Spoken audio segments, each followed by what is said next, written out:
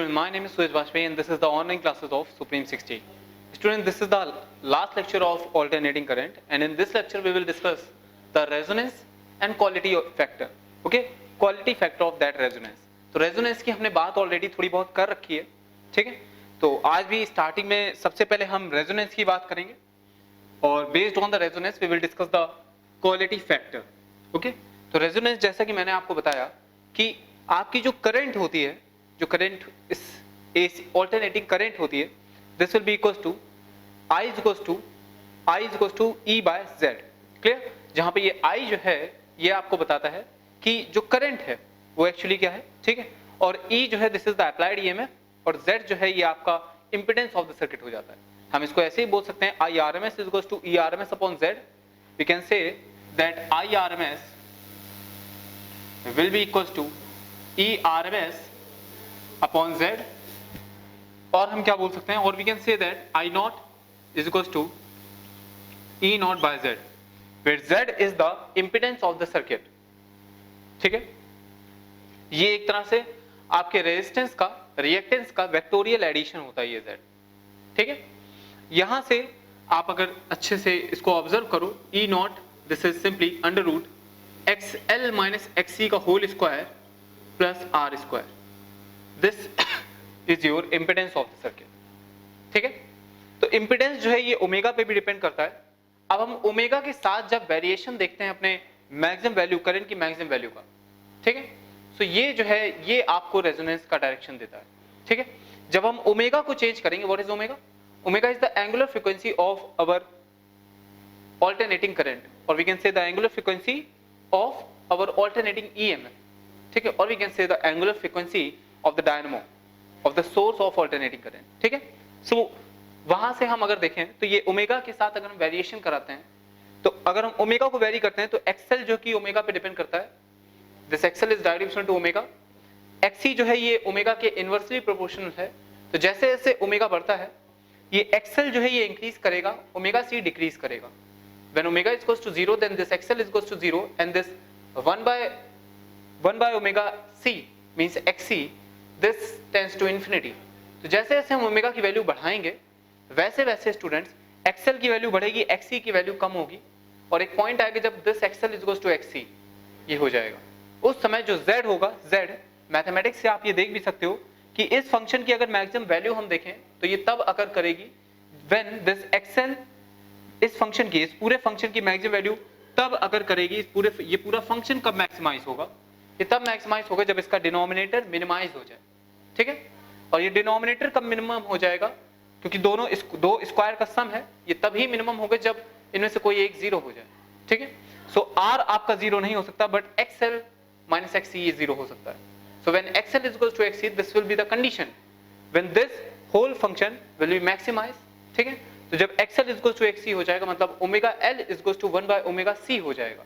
When omega L is equal to 1 by omega C हो जाएगा, this is the condition of your resonance. तो यहां से जो फ्रीक्वेंसी मिलती है आपको, ये जो फ्रीक्वेंसी मिलती है ये frequency 1 by under root LC के बराबर होती है और इस फ्रीक्वेंसी में जो आपका करंट की मैक्सिमम वैल्यू होगी वो खुद में मैक्सिमाइज हो जाएगी. ठीक है, हमने ग्राफ भी देखे थे, कुछ बहुत इंपॉर्टेंट ग्राफ देखे थे. तो हमने करंट का ग्राफ देखा था विद रिस्पेक्ट टू ओमेगा. ठीक है, तो हमें पता चला कि जैसे जैसे ओमेगा इंक्रीज होता है करंट पहले इंक्रीज होता है और फिर करंट डिक्रीज होता है. ये जो करंट है ये ग्राफ आपका I नॉट वर्सेस ओमेगा के बीच में. तो I नॉट की जो मैक्सिमम वैल्यू है, I नॉट की मैक्सिमम वैल्यू क्या है? I नॉट की जो मैक्सिमम वैल्यू है that is I max, I naught max we can say. I naught max is equal to what? E by R. ये मैक्सिमम वैल्यू आपको omega is equals to omega R में मिलती है. ठीक है, ये जो करंट की मैक्सिमम वैल्यू है ये हमने देखा कि ये वैल्यू हमें इस ओमेगा आर पे मिलेगी. ये ओमेगा आर जो है ये आपका कुछ नहीं बल्कि 1 बाय अंडर रूट LC है. This is the resonance angular frequency. ठीक है, तो इस रेजोनेंस एंगुलर फ्रीक्वेंसी के लिए इस रेजोनेंस के समय में जो आपकी करंट होती है ये मैक्सिमम, इसकी मैक्सिमम वैल्यू भी अपनी मैक्सिमम वैल्यू को अटेन कर लेती है. ठीक है, याद है रेजोनेंस की जब हम बात करते हैं, जब हम रेजोनेंस की बात करते हैं then we will discuss the variation of our current versus omega. This is what we discussed. बाकी सारे फैक्टर्स हम कांस्टेंट रखते हैं. ठीक है, हम ओमेगा के साथ करंट का वेरिएशन देखते हैं। तो एक पर्टिकुलर ओमेगा पे जब हम ओमेगा की वैल्यू इंक्रीज करते हैं, क्योंकि एक्सएल इंक्रीज करता है, एक्सए डिक्रीज करता है, तो एक पर्टिकुलर ओमेगा आता है जहां पे हमें मैक्सिमम करंट मिलती है, करंट की मैक्सिमम वैल्यू भी अपनी मैक्सिमम वैल्यू पे पहुंच जाती है। This omega is known as resonance frequency, resonance angular frequency in this condition is known as resonance. तो स्टूडेंट्स, ऑल्टरनेटिंग करंट में जो रेजोनेंस होता है, एक्चुअली उसमें होता क्या है, उस रेजोनेंस में जो आपका रिएक्टेंस है, कैपेसिटेटिव रिएक्टेंस है, और जो आपका इंडक्टिव रिएक्टेंस है, वो दोनों इक्वल हो जाते हैं, ठीक है। जिसकी वजह से जो आपका इंपीडेंस है वो आर रेजिस्टेंस के इक्वल आ जाता है, और उसी की वजह से जो सर्किट में पावर लॉस है वो मैक्सिमाइज हो जाती है, क्योंकि आपका पावर फैक्टर हमने डिस्कस किया था लास्ट टाइम पे, दैट इज cos phi। ये phi जो है, this is the phase difference between current and applied EMF, between the current and applied EMF. तो ये जो phi हो जाता है स्टूडेंट्स, ये 0 हो जाता है। इस वजह से cos phi अपनी मैक्सिमम वैल्यू 1 को अटेन कर लेता है, hence the power loss in alternating circuit at resonance will be maximise, ठीक है। तो ये कुछ चीजें थी जो रेजोनेंस में हमने डिस्कस करी थी। अब स्टूडेंट्स, आज के इस लेक्चर में हम क्वालिटी फैक्टर की बात करने वाले हैं, which is something related to this resonance, okay. और we can say the sharpness of the resonance curve, quality factor, we can say the sharpness of resonance curve. ये कर्व कितना शार्प है, ठीक है, ये कर्व कितना थिन है, कितना शार्प है, this is what we can say the quality factor और the sharpness, okay. After that we will discuss the transformer and the losses in transformers working, principle, construction, everything and its losses. We will discuss each and everything about the transformer, okay. So this is the last lecture of your alternating current. After that, after these two concepts, we will discuss some basic numericals, okay, some basic numericals based on your AC, alternating current. Students, I hope कि आप starting से मेरे lecture देखते हुए आ रहे हो, ठीक है। आपने कोई भी लेक्चर अगर मिस नहीं किए हैं तो सारी चीजें आपको एक वे में दिख रही होंगी, ठीक है। एक के बाद एक हम चीजों को प्रोसीड कर रहे हैं। जब हमने इंडक्टर की बात कर ली, उसके बाद हमने एलआर सर्किट की बात करी, बहुत सिंपल सा कंसेप्ट था, ठीक है। जब हमने एलआर सर्किट की बात कर ली, फिर हमने एलसी सर्किट की बात करी, एलसी ऑसिलेशंस की बात करी, ठीक है। उसके बाद जब हमने ये तीनों सर्किट, ये मतलब आरसी, एलआर, एलसी, ये तीनों सर्किट हमने डीसी में देख लिए, फिर हमने अपना डिस्कशन ऑल्टरनेटिंग करंट की तरफ किया, ठीक है। ऑल्टरनेटिंग करंट में भी पहले लेक्चर में मैंने सिर्फ आपको सिंपल से डेफिनेशन बताई थी, एवरेज वैल्यू क्या होती है, रूट मीन स्क्वायर वैल्यू क्या होती है, ठीक है, किसी फंक्शन की। तो वो सारी चीजें आपके दिमाग में होंगी, ठीक है। बहुत ही सिंपल तरीके से हमने इस चैप्टर को प्रोसीड किया है, ठीक। उसके बाद हमने अप्लाइड एक ऑल्टरनेटिंग ईएमएफ अप्लाई किया अलोंग द रेजिस्टर, फिर हमने देखी चीजें क्या हो रही हैं।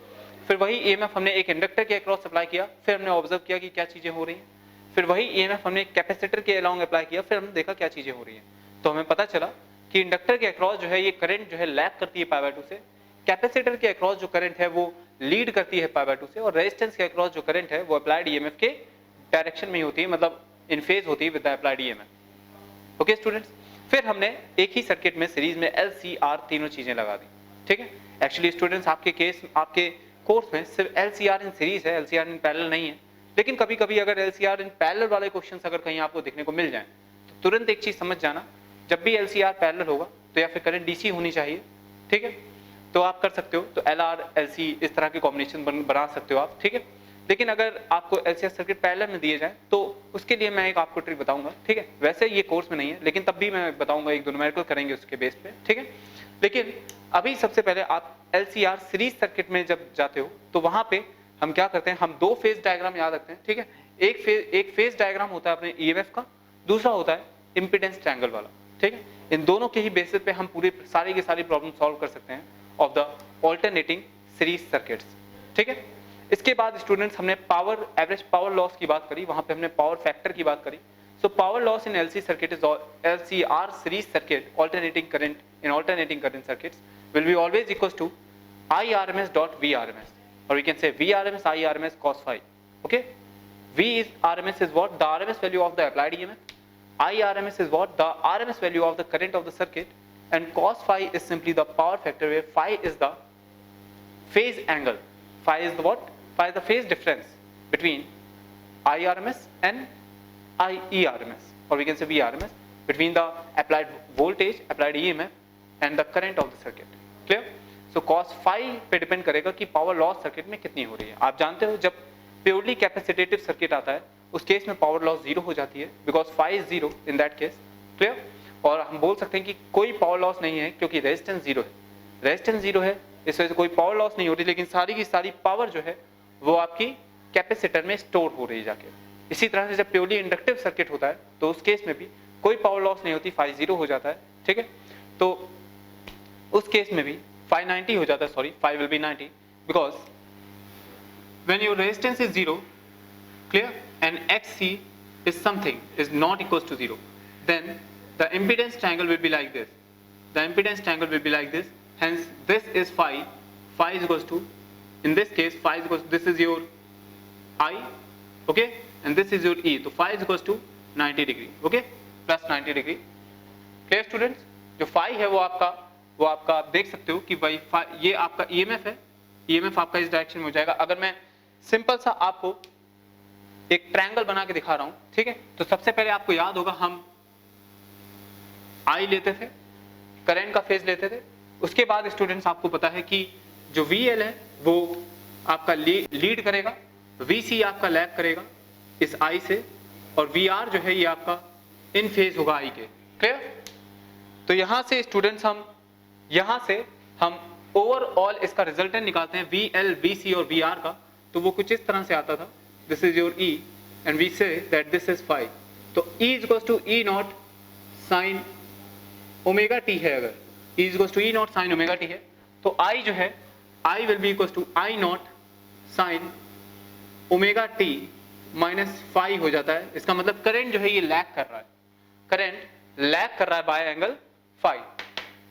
तो स्टूडेंट जब प्योरली कैपेसिटेटिव सर्किट होगा, then this will be your VL, this is your VC, okay, और VC इस डायरेक्शन में है, ठीक है, और रेजिस्टेंस जीरो है तो VR जीरो हो जाएगा। Hence the applied EMF will be in this phase, okay. So this VC is equals to E naught sine omega t, so our current is I naught sine omega T plus pi by 2, okay.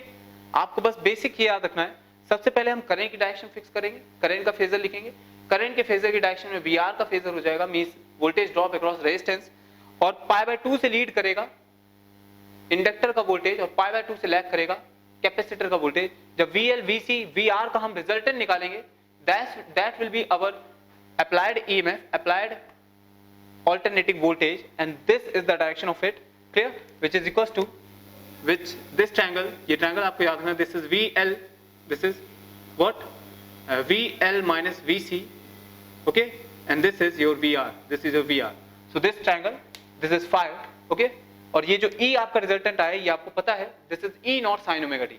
अब इस E naught sine omega T के basis पे हम अपने current को निकालेंगे, तो यहाँ पे वही किया है, क्योंकि आपका रिजल्टेंट EMF डाउनवर्ड है, क्योंकि सिर्फ कैपेसिटर है यहाँ पे, ठीक है, तो रिजल्टेंट EMF डाउनवर्ड हो जाएगा, this is E naught sine omega t, okay, this is E naught sine omega T. तो जो आपका करंट है वो आपका राइट हैंड साइड आपने लिया है, ठीक है, तो अगर ये E naught sine omega t है तो जो करंट है this will be I naught sine omega T plus pi by 2, I naught sine omega T plus pi by 2। Okay students, so I hope the things are very much clear to you.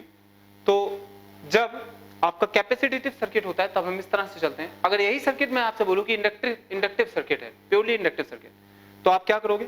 सबसे पहले तो आप अपनी current fix करेंगे, ठीक है, क्योंकि VR है नहीं, VR नहीं है, क्लियर। तो जो EMF आप अप्लाई कर रहे हो वो सिर्फ VL होगा, और VL जो है ये करंट को लीड करेगा, this VL will lead current by the phase of pi by 2, okay.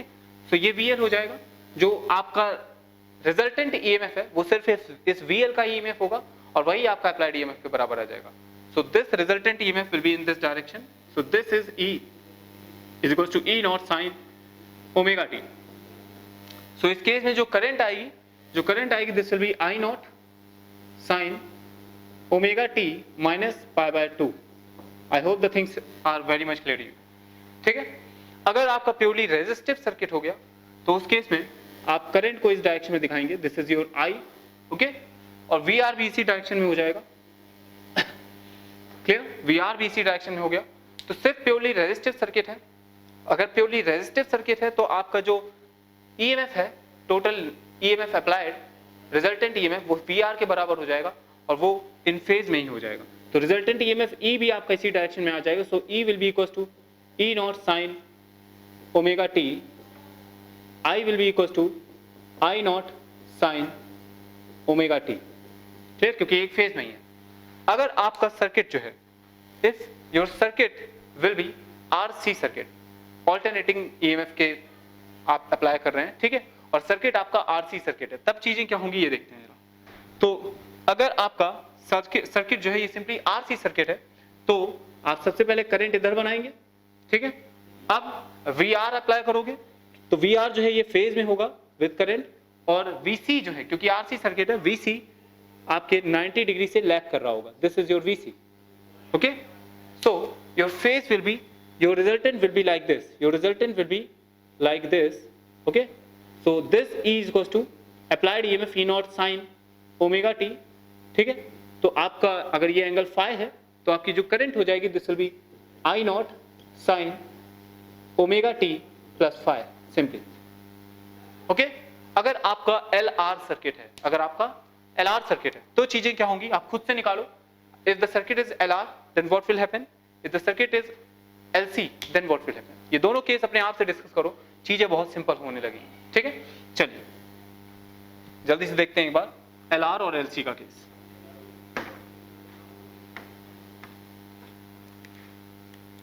So when the circuit is LR, okay, so आप करंट यहाँ पे I बनाओगे, this is current, VR को आप इस डायरेक्शन में दिखाओगे, this is VR, और LR जो है ये VL जो है this will lead the current by pi by 2, ठीक है। तो जो रिजल्टेंट है आपका वो कुछ इस डायरेक्शन में आ जाएगा, this will be your resultant, okay, this is E and E is equals to E naught applied EMF, this is E naught sin omega t, क्योंकि भाई रिजल्टेंट तो यही होगा ना, जो अप्लाइड ईएमएफ कर रहे हो वही तो रिजल्टेंट होगा आपके तीनों एलिमेंट्स के अक्रॉस, ठीक है। So this E is equal to E naught sine omega t, okay, and this current, if this angle is phi then this current, ये फाई आप इंपेडेंस ट्रायंगल से निकालते हो हर जगह पे, यहाँ पे भी फाई आप इंपेडेंस ट्रायंगल से निकालोगे, यहाँ पे फाई इंपेडेंस ट्रायंगल से, यहाँ पे फाई आपको निकालने की जरूरत नहीं है इन तीनों केसेस में, ठीक है, क्लियर। नहीं तो हम इंपेडेंस ट्रायंगल से ही ये फाई निकालते हैं। Now this I will be equal to what, I naught sine omega T minus phi, okay. So I hope the things are very much clear. अगर एलसी सर्किट हो जाएगा तो उस केस में आप आई यहाँ पे बनाओगे, क्लियर। वी एल जो है वो आपका लीड करेगा करंट को, वी सी लैग करेगा, ठीक है, वी सी लैग करेगा। तो जो रिजल्टेंट ईएमएफ आएगा इस केस में, अगर V L is greater than V C है तो ये अपवर्ड आएगा, if V C is greater than V L है तो ये डाउनवर्ड आएगा, ठीक है, क्योंकि रेजिस्टेंस कोई नहीं है सर्किट में, तो जो रिजल्टेंट ईएमएफ हो या फिर इस डायरेक्शन में आएगा या फिर इस डायरेक्शन में आएगा। अगर V L is greater than V C है तो आपका जो ईएमएफ है ये E naught sine omega T plus pi by E naught, ये जो आपका रिजल्टेंट ईएमएफ है ये हमेशा ये अप्लाइड ईएमएफ के बराबर आएगा, this is E naught sine omega T, क्योंकि भाई जो तीनों सर्किट, जो तीनों एलिमेंट्स हैं उनके अक्रॉस जो रिजल्टेंट ईएमएफ आएगा वो वही ईएमएफ तो होगा जो आप अप्लाई कर रहे हो, ठीक है। So this is the conclusion, E will be equal to always E naught sine omega T and I will be equal to, क्योंकि ये पाई बाय 2 से लीड करेगा, so this will be equal to I naught sine omega T minus pi by 2, okay. So students I hope the things are very much clear to you. ये पूरा conclusion मैंने आज दिया है, जो पूरा अभी तक हमने एसी में देखा है उन सबको मैंने 5 मिनट में स्टार्टिंग में कंक्लूड किया है, ठीक है। सो आपको दो चीजें ध्यान रखनी है, एक आप जो फेजर डायग्राम बनाओगे करंट और वोल्टेज का, सबसे पहले हम करंट फिक्स करते हैं, ये चीज याद रखेंगे। वी आर करंट के फेज में होता है, वी एल परपेंडिकुलर में होता है, ठीक है, पाई बाय 2 से लीड करता है और वी सी पाई बाय 2 से लैग करता है, ठीक है। फिर हम रिजल्टेंट ईएमएफ बनाएंगे, this resultant EMF will be equal to applied EMF E equal to E naught sine omega T. फिर वहां से हम फेज निकाल के करंट का ईएमएफ, करंट की इंस्टेंटेनियस वैल्यू भी कैलकुलेट कर सकते हैं, ठीक है। सो फाई कैसे निकालोगे, फाई आप इंपेडेंस ट्रायंगल से निकालोगे, ठीक है। इंपेडेंस ट्रायंगल भी आप जानते हो, XL अगर XC से बड़ा है तो XL ऊपर XC नीचे एंड R इधर, ठीक है। तो this will be our resultant equivalent resistance, okay, that is impedance of the circuit. तो ये चीजें मैंने आपको बता रखी हैं, एक छोटा सा यहाँ पे कंक्लूजन दिया है मैंने इन सारी चीजों का, ठीक है। Now let us discuss about the resonance and quality factor, okay. चल Okay student, let us talk about the quality factor or we can say the Q factor of resonance, ठीक है। सो क्वालिटी फैक्टर क्या है? कोई resonance है, मान लीजिए ये आपके रेजोनेंस का आई वर्सेस ओमेगा का मैं ग्राफ बनाने जा रहा हूं, आई नॉट वर्सेस ओमेगा का ग्राफ। ओके, तो आपको पता है कि भाई जब ओमेगा की वैल्यू बहुत कम होती है तो उस समय पे 1 by omega C that is X C that is the capacitative reactance, इसकी वैल्यू बहुत हाई होती है।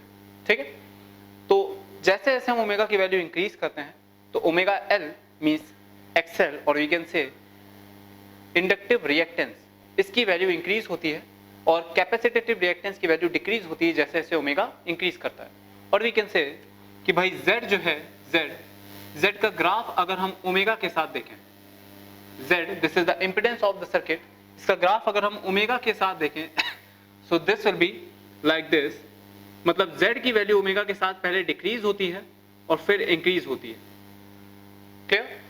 ये आप dz बाई डी ओमेगा निकाल को डिफरेंशिएट करके निकाल भी सकते हो, स्लोप भी देख सकते हो इसका। ठीक है, और भी बहुत सारे तरीके हैं। अगर आप z का एक्सप्रेशन देखते हो सीधे directly, so z will be equals to what, z is equals to under root XL means omega L minus 1 by omega C का whole square plus R square. So इसका ग्राफ अगर आप बनाओगे z versus omega का, so this will be like this. ठीक है, पहले अगर ओमेगा की वैल्यू 0 है तो एक्सएल 0 हो जाएगा 1 by omega C this tend to infinity. तो पहले अगर ओमेगा की वैल्यू 0 जा रही है तो ये इंफिनिटी की तरफ टेंड करेगा, अगर ओमेगा की वैल्यू इंफिनिटी जा रही है तो भी z की वैल्यू इंफिनिटी की तरफ टेंड करेगी। इसका मतलब अगर 0 पे ओमेगा 0 पे भी z इंफिनिटी है, ओमेगा इंफिनिटी पे भी z इंफिनिटी है, इसका मतलब z की वैल्यू कहीं ना कहीं मिनिमम वैल्यू अटेन जरूर करेगी। ठीक है, so this will be the graph of z versus omega.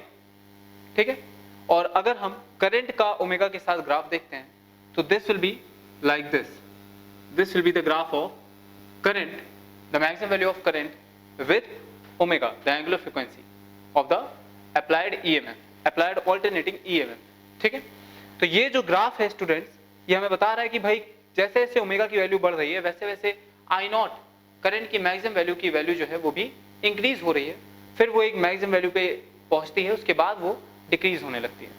ठीक है, सो ये जो आपका ग्राफ है करंट का, ये मैक्सिमाइज होता है इस वैल्यू पे, इस ओमेगा आर पे। This is called the resonance frequency. Resonance की कंडीशन पे ये जो करंट है, आपको पता है ये जो करंट है ये अपनी मैक्सिमम वैल्यू पे पहुंच जाती है, ये करंट अपनी मैक्सिमम वैल्यू पे पहुंच जाती है। This is your I not max, this is your I not max. Clear? तो ये जो वैल्यू है करंट की, ये वैल्यू कितनी होती है ये भी आपको पता है, this is E naught by R. ठीक है, ये value E naught by R हो जाती है और ये मैक्सिमम वैल्यू पहुंच जाती है जब ओमेगा आर जो है ये रेजोनेंस फ्रीक्वेंसी को अटेन कर लेता है। Means when XL is equal to XE then this current is maximized. ठीक है, ये तो बात हो गई रेजोनेंस की, ये सिर्फ रेजोनेंस की बात है। अब हम बात करते हैं कि भाई रेजोनेंस में क्वालिटी फैक्टर हमें क्या बताता है। ठीक है स्टूडेंट्स, तो देखिए आपका जो ग्राफ वो इस तरह का भी हो सकता है और ये ग्राफ समथिंग लाइक दिस भी हो सकता है। ठीक है, इस तरह से भी ये ग्राफ हो सकता है। ठीक है, और ये ग्राफ कुछ इस तरीके से भी हो सकता है, कुछ इस तरीके से भी हो सकता है। समझ पा रहे हो? आप देख रहे हो कि ये वाला जो ग्राफ है इसकी थिकनेस, जो ब्लैक वाला ब्लैक से डॉटेड ग्राफ बना है, इसकी शार्पनेस कम है। ठीक है, जो रेड कलर वाला ग्राफ है इसकी शार्पनेस उससे ज्यादा है और जो ग्रीन कलर वाला ग्राफ है, this greenish portion, this green colour graph, इसकी शार्पनेस सबसे ज्यादा है। ओके स्टूडेंट्स, इसकी जो शार्पनेस है वो सबसे ज्यादा है। So this is called the sharpness of resonance. ये जो तीनों ग्राफ आपको दिख रहे हैं ये आपको बता रहे हैं अलग अलग शार्पनेस। ठीक है, जो ब्लैक वाला ग्राफ है, जो ब्लैक वाला डॉटेड रीजन से ग्राफ बना है ये, इसकी शार्पनेस सबसे कम है यहाँ पे। ठीक है, इसकी शार्पनेस सबसे कम है, इसकी विड्थ ज्यादा है, इसकी शार्पनेस सबसे कम है। और जो रेड कलर से ग्राफ बना है ये आपको बता रहा है कि इसकी शार्पनेस जो है ये इन दोनों के बीच में है। ठीक है, ये इस तरह से इतना शार्प है। फिर लेकिन ये जो ग्रीन कलर से ग्राफ आपको दिख रहा है, ये जो ग्रीन कलर से ग्राफ दिख रहा है, इसकी शार्पनेस जो है डियर स्टूडेंट्स ये सबसे ज्यादा है, ये सबसे शार्प ग्राफ है। Okay, so this is what we can say the sharpness of resonance. तो शार्पनेस बताएगा हमें, शार्पनेस पता कैसे चलेगी? कोई रेजोनेंस का कर्व है, उसकी शार्पनेस हमें देखनी है। भाई फिगर अगर हमारे सामने है, ये ग्राफ हमारे सामने, तो हम बता देंगे कि किसकी शार्पनेस ज्यादा होगी, किसकी शार्पनेस कम होगी। लेकिन अगर हमें एक न्यूमेरिकल दे दिया गया है, LCR सर्किट बना के दे दिया गया है, तो हमें बताना है कि रेजोनेंस अगर होगा अगर उस सर्किट में रेजोनेंस हो रहा है तो दो सर्किट हमारे पास, और हमें कंपेयर करना है कि इन दोनों में से शार्पनेस किस सर्किट की ज्यादा होगी। ठीक है, दोनों अगर रेजोनेटिंग अपनी फ्रीक्वेंसी पे काम कर रहे हैं, दोनों में रेजोनेंस की कंडीशन है, तो कौन सा सर्किट ज्यादा शार्प कर्व देगा ये आपको बताना है। ठीक है, तो उसके लिए हम डिफाइन करते हैं व्हाट द क्वालिटी फैक्टर और क्यू फैक्टर ऑफ रेजोनेंस। ठीक है, so the quality factor Q is a parameter which is used to describe the sharpness of resonance curve. The quality factor is the parameter which is used to describe the sharpness of resonance curve. ठीक है, तो ये जो resonance curve है यहाँ पे, ये तीन कर्व जो मैंने आपको दिखाए हैं ब्लैक, रेड और ग्रीन कलर से, तो इसमें शार्पनेस कौन बताएगा, इसकी क्यू फैक्टर बताएगा हमें। ठीक है, तो जितना ज्यादा क्यू फैक्टर उतनी ज्यादा शार्पनेस हो जाएगी। तो अगर हम बात करें ग्रीन, रेड और ब्लैक के केस में, ग्रीन, रेड और ब्लैक के केस में अगर हम बात करते हैं तो ग्रीन कलर का जो क्यू फैक्टर होगा उसकी वैल्यू सबसे ज्यादा होगी क्योंकि वो सबसे ज्यादा शार्प है। ठीक है, और रेड कलर वाले की शार्पनेस उससे कम है तो इसकी क्यू फैक्टर की वैल्यू उससे कम होगी ग्रीन वाले से, और ब्लैक वाला जो ग्राफ है उसकी शार्पनेस सबसे कम है तो उसका जो क्यू फैक्टर होगा वो सबसे कम होगा। ठीक है, अब ये क्यू फैक्टर की वैल्यू क्या होती है इसको भी जरा हम देखने की कोशिश करेंगे। So this is our first definition of Q factor, and it states that the ratio of voltage drop across inductor or capacitor at resonance. Okay, the voltage drop across inductor, or we can say the voltage drop across capacitor at resonance to the applied voltage drop, this ratio termed as Q factor. ठीक है, मतलब मैं क्या बोल रहा हूं कि भाई अगर मैं यहाँ पे फेजर डायग्राम बनाता हूँ करंट का एट रेजोनेंस, ठीक है, करंट और वोल्टेज का, तो करंट आपकी इस डायरेक्शन में आ जाएगी, दिस इज योर करंट। ठीक है, मान लेते हैं सर्किट में एक रेजिस्टेंस भी लगा हुआ है तो वी आर जो है ये आपका करंट के साथ फेज में आ जाएगा। वी एल और वी सी की बात करेंगे तो वी एल जो है ये करंट से π/2 से लीड करेगा और वी सी जो है ये करंट से π/2 से लैग करेगा। क्योंकि डियर स्टूडेंट्स यहाँ पे रेजोनेंस की कंडीशन है तो XL is equal to XC है, तो VL is equal to VC हो जाएगा। यहाँ पे VL और VC जब हम बोल रहे हैं तो ये समझ लीजिए हम RMS वैल्यू की बात कर रहे हैं। ठीक है, तो इस वजह से VL की RMS वैल्यू VC की RMS वैल्यू के बराबर हो जाएगी। So this will cancel out each other. ठीक है, तो हम जानते हैं at resonance omega at resonance what XL will be equal to XC और we can say VL will be equal to VC। यहाँ पे ये RMS वैल्यू की बात हो रही है। ठीक है, तो ये चीजें आपको पता है। और क्या होता है रेजोनेंस में E by R will be equals to the maximum value of current, okay, Z equals to R। ये सारी चीजें हमको देखने को मिलती हैं। ठीक है, और omega is equals to 1/√LC भी हम बोल सकते हैं। ठीक है, तो ये सारी कंडीशन रेजोनेंस की है। तो रेजोनेंस में क्या होगा, रेजोनेंस में जो आपका EMF है cross inductor that will be just equal to the EMF of the capacitor. ठीक है, तो जो आपका रिजल्टेंट EMF आएगा वो आपका इस डायरेक्शन में ही आ जाएगा। फाई भी हमारा इस केस में 0 होता है, ये भी रेजोनेंस की कंडीशन, ये सारी कंडीशन रेजोनेंस की है। ठीक है, तो फाई भी 0 हो जाएगा और we can say the overall EMF, the overall applied EMF will be in the direction in phase of current. तो VR जो है ये VR जो है ये हमारा अप्लाइड EMF के बराबर हो जाएगा, अप्लाइड EMF के बराबर हो जाएगा VR। ये सारी कंडीशंस रेजोनेंस की हैं। ये सारी जो मैंने यहाँ कंडीशंस लिखी हैं इनको आप नोट कर लीजिए। These all are the conditions of resonance circuit. ठीक है, तो ये सारी रेजोनेंस की कंडीशंस हैं जहां पे VR is equals to applied EMF के बराबर हो जाएगा, VR is equals to applied EMF। ठीक है, तो ये सारी की सारी कंडीशन रेजोनेंस की हैं। और इसी रेजोनेंस में आपको जो रेशियो होगा, ratio of the potential drop across inductor और we can say the potential drop across capacitor, क्योंकि दोनों इक्वल है।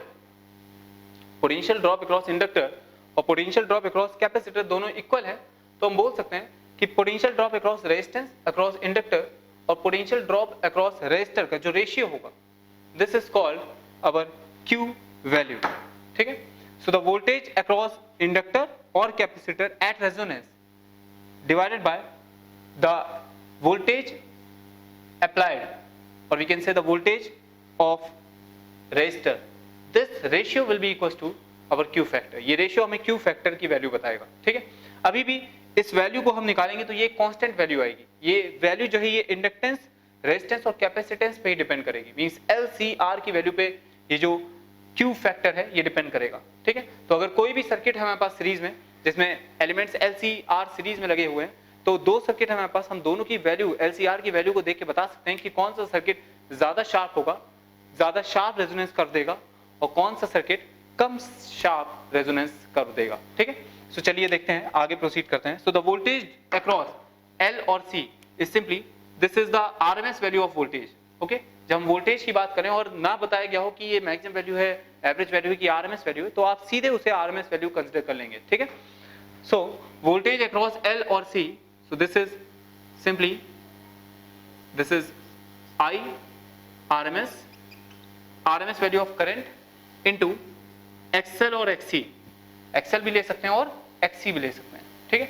बस आपको ध्यान में ये चीज रखनी है कि भाई यहाँ पे जो वोल्टेज है ये या फिर आप इंडक्टर के अक्रॉस ले लो या फिर आप कैपेसिटर के अक्रॉस ले लो, क्योंकि आप जानते हो XL इक्वल टू XC है, तो voltage RMS value of voltage across capacitor और across inductor will be same divided by the applied voltage, and the value of applied voltage in this case will be equal to the voltage drop across resistance at resonance, okay.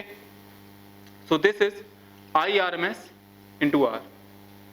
So जब हम इसे solve करेंगे students, जब इसे solve करेंगे then what we will have, IRMS से IRMS कैंसिल हो जाएगा, this is XL means omega L, okay. So this is omega L by R, omega L by R, और ये ओमेगा जो है ये आपकी रेजोनेंस की कंडीशन पे फ्रीक्वेंसी है, means this is your resonating frequency. So this omega will be equal to 1 by under root LC, 1 by under root LC, so this is 1 by R under root L by C simply. This is the value of your Q factor. This is the value of your Q factor. This is very important formula that you have to note down. ये बहुत ही important formula आया है यहाँ पे Q factor का, ठीक है। अब अगर सर्किट है हमारे पास, दो सर्किट बना दिए गए हैं LCR के, एक में इंडक्टेंस की वैल्यू मान लीजिए 2 हेनरी है और दूसरे में 4 हेनरी है, एक में रेजिस्टेंस की वैल्यू 2 ओम है, दूसरे में 4 ओम है, एक में कैपेसिटर की वैल्यू 2 माइक्रोफैराडे है, दूसरे में 4 माइक्रोफैराडे है, और आपसे कहा जा रहा है कि बताइए दोनों सर्किट अगर रेजोनेंस में है तो कौन ज्यादा शार्प कर देगा, शार्प रेजोनेंस कर कौन सा सर्किट देगा। तो आपको कुछ नहीं करना, आपको सीधे दोनों सर्किट की क्यू फैक्टर, क्यू वैल्यू निकाल लेनी है, ठीक है। वहां से जिसकी क्यू वैल्यू ज्यादा आएगी वो ज्यादा शार्प कर देगा, ठीक है। तो अगर इस केस में हम मान लीजिए यहाँ पे 2 2 और 2 रखते हैं, so this will be 1 by 2, और अगर यहाँ पे हम 4 4 और 4 रखते हैं, so this will be 1 by 4। इसका मतलब जो आपके 1 बाय 4 वैल्यू क्यू वैल्यू आ रही है, वो वाला जो सर्किट होगा उसकी शार्पनेस जो है वो कम होगी, क्योंकि क्यू फैक्टर की वैल्यू कम है, ठीक है। More will be the Q factor, more will be the Q factor, more will be the sharpness of the curve, okay, because the quality factor Q is a parameter which is used to describe the sharpness of the curve. ये Q value, Q factor ही हमें बताया कितनी sharpness है, जितनी ज्यादा Q value उतनी ज्यादा आपके कर्व की, रेजोनेंस कर्व की शार्पनेस हो जाएगी, ठीक है।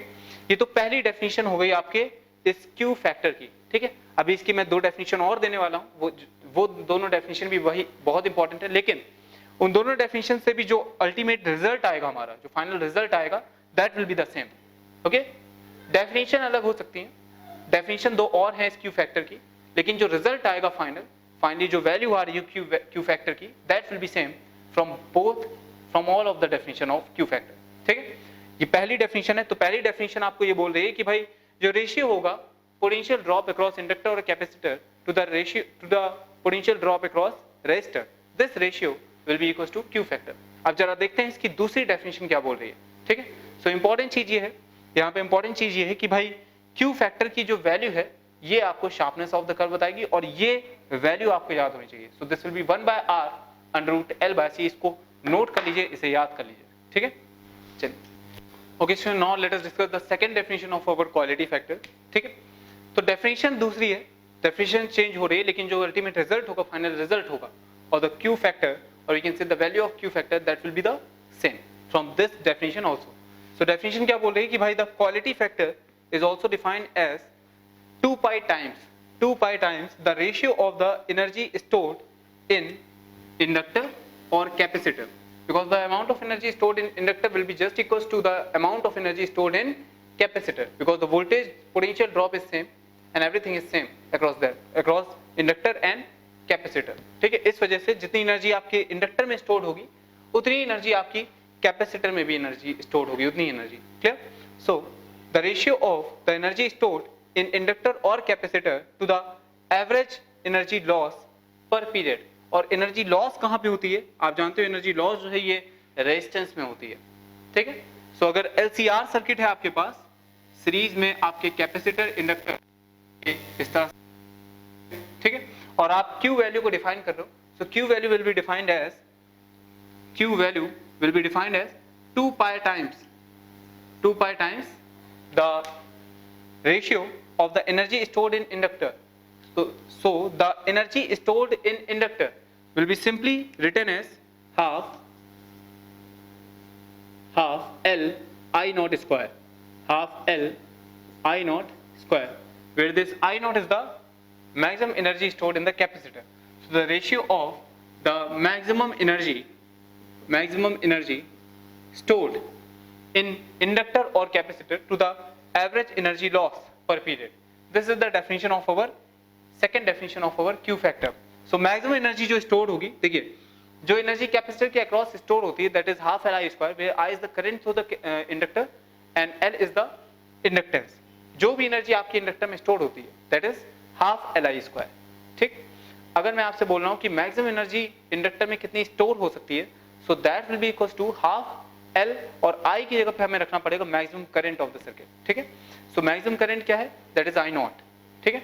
जो करंट है आपका ये इस फंक्शन से चेंज हो रहा है, I is equals to I naught sine omega T plus phi के रेट से आप इस तरह से जो करंट है ये टाइम के साथ वेरी कर रहा है। सो करंट की जो मैक्सिमम वैल्यू होगी that is I not. So maximum energy stored in inductor that will be half L I naught square, ठीक है, divided by the energy, the average energy loss per period, एक period में, तो time period मान लेते हैं T है, T is equals to 2 pi by omega, और अगर हम रेजोनेंस के समय की बात कर रहे हैं then this will be omega R. Okay students, now the energy loss per period, तो एक सेकंड में जो एनर्जी अक्रॉस रेजिस्टेंस लॉस होती है that will be what? That is simply IV I R square, that is simply I R square. आप खुद find करो कि एक टाइम पीरियड में कितनी एनर्जी रेजिस्टेंस के अक्रॉस लॉस हो रही है, find it by yourself. Okay students, so I hope कि आपने खुद से कर लिया होगा। सो this is simply what? This is simply energy loss average power loss. पहले हमें एवरेज पावर लॉस निकालना पड़ेगा, फिर एनर्जी लॉस हमें एक टाइम पीरियड में चाहिए, so this is power loss means energy loss per second into time. Clear? इस तरह से एनर्जी लॉस आपके एक टाइम पीरियड में आ जाएगी, ठीक है। तो पहले हम एनर्जी लॉस पर सेकंड निकालेंगे, दिस is simply I RMS square into R, और इसको हम लिख सकते हैं I नॉट मैक्सिमम करंट के टर्म में I naught square R by 2, because I RMS is equals to I naught by root 2 simply, ठीक है। सो ये आपकी एनर्जी लॉस पर सेकेंड आएगी। अगर आपको एक टाइम पीरियड में एनर्जी लॉस चाहिए, so this is your energy loss पर टाइम पीरियड, क्लियर? तो आप इसको यहाँ पे सब्स्टिट्यूट कर देंगे, सो this is simply I naught square R by 2 into 2 pi by omega c, 2 pi by omega c, simply omega r, okay? So I hope the things are very much clear to you. तो इसको जब हम solve करेंगे तो ये value हमारी Q value के Q factor के बराबर आ जाएगी। इसको सॉल्व करते हैं, so this is simply I naught square से I नॉट स्क्वायर कैंसिल हो जाएगा, दिस 2 से 2 कैंसिल, क्लियर? 2 पाई से 2 पाई कैंसिल हो जाएगा, and this will be simply L by R into omega R, और ओमेगा R आप अच्छे से जानते हो, ओमेगा R आप अच्छे से जानते हो, this is 1 by under root LC, 1 by root LC, clear? So omega R आपका यहाँ पे था, सो ये ओमेगा R ऊपर आ जाएगा, क्लियर? क्योंकि आप जब इसे क्रॉस मल्टीप्लाई कराएंगे, so this will be omega R in numerator, so this is 1 by root LC, so this is again equals to 1 by R under root L by C। सो ये आपकी फिर से Q फैक्टर आ गई। आप देख सकते हैं कि ये फॉर्मूला जो हमारा Q फैक्टर का आ रहा है ये अभी भी वही आ रहा है, डेफिनेशन चेंज हुई है लेकिन जो फाइनल रिजल्ट है वो वही है। इस बार भी Q फैक्टर जो आ रहा है वो 1 by R under root L by C के बराबर ही आ रहा है, ठीक है। तो शार्पनेस अभी भी कर्व की इसी फॉर्मूले से डिस्कस होगी, ठीक है। एक बार फिर से जरा इसकी हम डेफिनेशन देख लेते हैं। So the quality factor is also defined as 2 pi times the ratio of maximum energy stored in inductor और in capacitor, maximum energy stored in inductor or in capacitor to the average energy loss per period, to the average energy loss per period। भाई एक period में, एक time period में कितनी energy loss हो रही है, ठीक है, और मैक्सिमम एनर्जी कितनी इंडक्टर में स्टोर हो रही है। तो मैक्सिमम एनर्जी जितनी इंडक्टर में स्टोर हो रही है divided by the average energy loss per period across the resistance, this ratio multiplied by 2 pi is equals to our Q factor, ठीक है। सो यहां से डेफिनेशन से हमने फिर इसको फॉर्मुलेट किया। So this is 2 pi into the maximum energy stored in the inductor, this is half L I naught square divided by the average energy loss per period. So the energy loss per second is I RMS square into R, ठीक है। So ये RMS value हो जाएगी energy की loss per period, क्योंकि कुछ नहीं कहा गया तो हम RMS वैल्यू ही कंसीडर करेंगे। This is I naught square by 2 into R, clear, into पर पीरियड की बात हो रही थी तो इनटू यहाँ पे ये पर सेकंड है तो हमें टाइम से इनटू करना पड़ेगा। सो टाइम पीरियड आपका रेजोनेंस के समय कितना होगा 2 पाई बाय ओमेगा आर, ठीक है। सो यहाँ पे जब आपने इसको सब्स्टिट्यूट किया, कैंसिल आउट किया, so this is L by R omega R, तो यहाँ से जो Q वैल्यू है इसकी वैल्यू फिर से वही आ गई, ठीक है। So this is our second definition of Q factor. Now let us discuss the third definition of Q factor. चलिए, okay student, now let us discuss the third definition of our Q factor and Q value, okay we can say. So third definition ये जो है ये बहुत important है, सबसे important ये है, और इसी में हम बैंड विड्थ के बारे में डिस्कस करेंगे, ये बैंड विड्थ क्या होता है, ठीक है। सो इस डेफिनेशन में सिर्फ Q फैक्टर की वैल्यू नहीं, क्वालिटी फैक्टर की वैल्यू नहीं, बल्कि बैंड विड्थ की डेफिनेशन भी आपको समझ में आएगी कि बैंड विड्थ क्या चीज है, ठीक है। स्टूडेंट्स, स्टार्ट करने के पहले सबसे पहले हम ऑब्जर्व करेंगे ग्राफ बिटवीन आई आरएमएस। अभी हमने आई नॉट वर्सेस ओमेगा का ग्राफ देखा था, तो सिमिलर ग्राफ आपका आई आरएमएस वर्सेस ओमेगा का ग्राफ मिल जाएगा। क्यों? क्योंकि I RMS will be equal to I naught by root 2, ठीक है। सो 1 बाय रूट 2 में अगर इंटू कर देंगे आई नॉट में, तो आई आरएमएस मिल जाएगा। सो इस वजह से जैसा ग्राफ आपका आई नॉट का होता है वैसा ही ग्राफ आई आरएमएस का होता है, ठीक है। सो स्टूडेंट्स, ये आपका आई आरएमएस वर्सेस ओमेगा का ग्राफ दिख रहा है, ठीक है। ये इस तरह से है, जैसे जैसे पहले ओमेगा इंक्रीज करेगा, आई आरएमएस इंक्रीज करेगा, मैक्सिमम वैल्यू पे आई आरएमएस पहुंचेगा, ठीक है।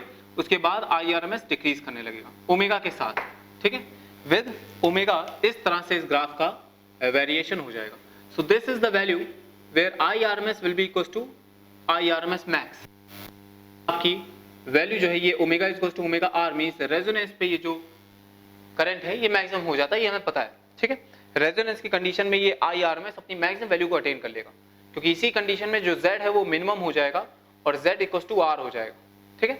So I RMS max will be equal to E RMS maximum divided by R, ठीक है, और we can say E RMS by R। I RMS max will be to, as we all know, I RMS maximum value जो होगी इसकी, this will be simply इसकी real value जो value होगी I RMS की, this will be E RMS by Z, और इसकी जो मैक्सिमम वैल्यू होगी this will be E RMS by R simply, as we all know. ये तो बेसिक है, ये हम पहले से ही जानते हैं, ठीक है। सो अब स्टूडेंट्स हमें क्या करना है, हमें इस ग्राफ में हमें वो ओमेगा चाहिए जिसमें पावर जो है ये अपनी मैक्सिमम पावर की हाफ हो जाए, मतलब पावर जो है ये आपकी मैक्सिमम पावर की हाफ हो जाए, और पावर जो है ये आई आरएमएस स्क्वायर आर होती है। इसका मतलब करंट जो है ये अपनी मैक्सिमम वैल्यू का 1 बाय रूट 2 टाइम्स हो जाए, clear, because power is directly proportional to I RMS square.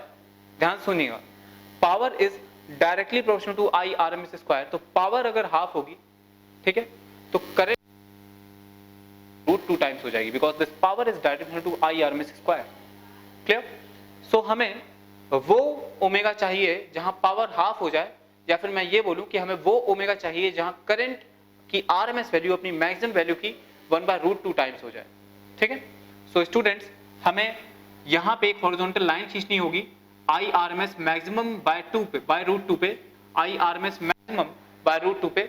इस करंट पे जो पावर होगी वो मैक्सिमम की हाफ हो जाएगी, clear, means when power is equal to half then current की जो मैक्सिमम वैल्यू होगी, करंट की जो आई आरएमएस की मैक्सिमम वैल्यू होगी, that will be I RMS by root 2, ठीक है। मतलब पावर हाफ तो करंट 1 बाय रूट 2 टाइम्स हो जाएगी। आप यहां से भी समझ सकते हो that this I RMS is equal to E RMS by Z, ठीक है, ई RMS by under root R square plus 1 by omega C minus omega L का whole square. This is XC minus XL का whole square, okay. हम XL minus XC का whole square भी लिख सकते हैं, कोई उसमें डिस्टर्बेंस नहीं होगा, clear. Now consider the value of IRMS for which power dissipated in the circuit is half of maximum power. Okay मतलब पावर जो है ये मैक्सिमम पावर की हाफ हो जाए, और मैक्सिमम पावर कितनी होगी? When this Z equals to R, when this Z equals to R means I RMS will be equals to E RMS by R.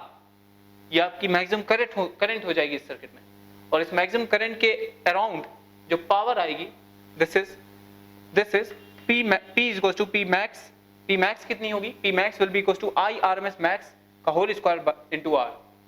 ठीक है, तो अगर ये पावर जो है ये मैक्सिमम पावर की हाफ हो रही है तो करंट जो है ये मैक्सिमम करंट का √2 टाइम्स हो जाएगा. ओके, और ये maximum current will be equal to E by R simply from here. ठीक है, मतलब करंट जो है वो अपनी मैक्सिमम वैल्यू का √2 टाइम्स हो जाए, means this I is equals to 1 by √2 times of its maximum value. This I RMS is equals to I RMS will be equals to I RMS max by √2. Clear? I RMS max by √2. इसका मतलब देखिए यहाँ पे दो चीजें हैं, एक current की RMS वैल्यू और दूसरी करंट की RMS वैल्यू की मैक्सिमम वैल्यू. ठीक है, ये I RMS वैल्यू जो है ये इस तरह से इसके इक्वल है, और I RMS max जो है वो तब अटेन होगा when this Z equals to R. ठीक है, तो ये दो चीजें हैं, ये दोनों डिफरेंट है, आपको समझना है. ठीक है, I RMS वैल्यू अलग चीज है, I RMS max अलग चीज है. ठीक है, सो करंट की वो वैल्यू हमें चाहिए है, हमें करंट की उस वैल्यू पे पावर चाहिए जिस वैल्यू पे जो वैल्यू I RMS max की √2 टाइम्स होगी, क्योंकि इसी वैल्यू पे जो पावर होगी वो मैक्सिमम पावर की 1/2 टाइम होगी, मतलब मैक्सिमम पावर की हाफ होगी. ठीक है, so we want this RMS value of current, and this value is 1/√2 times the maximum value of RMS, and the maximum value of RMS can be found by here. This is E RMS by R, so E RMS by R into 1/√2. This is the value of current about which we have to find the angular frequency. ठीक है, सो ये चीज आपको clear हो गया, I hope so. फिर से एक बार देखते हैं. देखिए करंट की RMS वैल्यू ये है. ठीक है, इस RMS वैल्यू पे जो पावर आएगी वो आपकी वो जो पावर आएगी वो सिंपली आप निकाल सकते हो I RMS into R, I RMS square into R. लेकिन जो मैक्सिमम पावर आएगी वो मैक्सिमम करंट के अक्रॉस आएगी, तो इससे मैक्सिमम करंट भी आप निकाल सकते हो.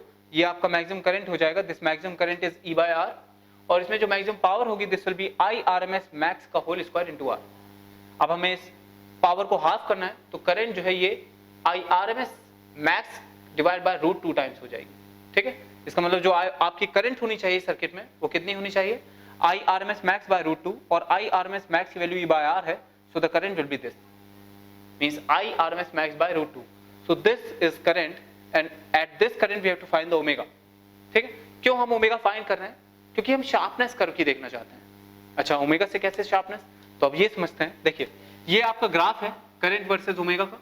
अगर आपकी मैक्सिमम वैल्यू ये है, if this is your maximum value, ठीक है, अगर ये आपकी मैक्सिमम वैल्यू है तो students I RMS max by √2 पे हम जो ओमेगा की वैल्यू फाइंड करेंगे, this omega 1 and this omega 2, ये जो आपकी दो ओमेगा की वैल्यूज आएंगी.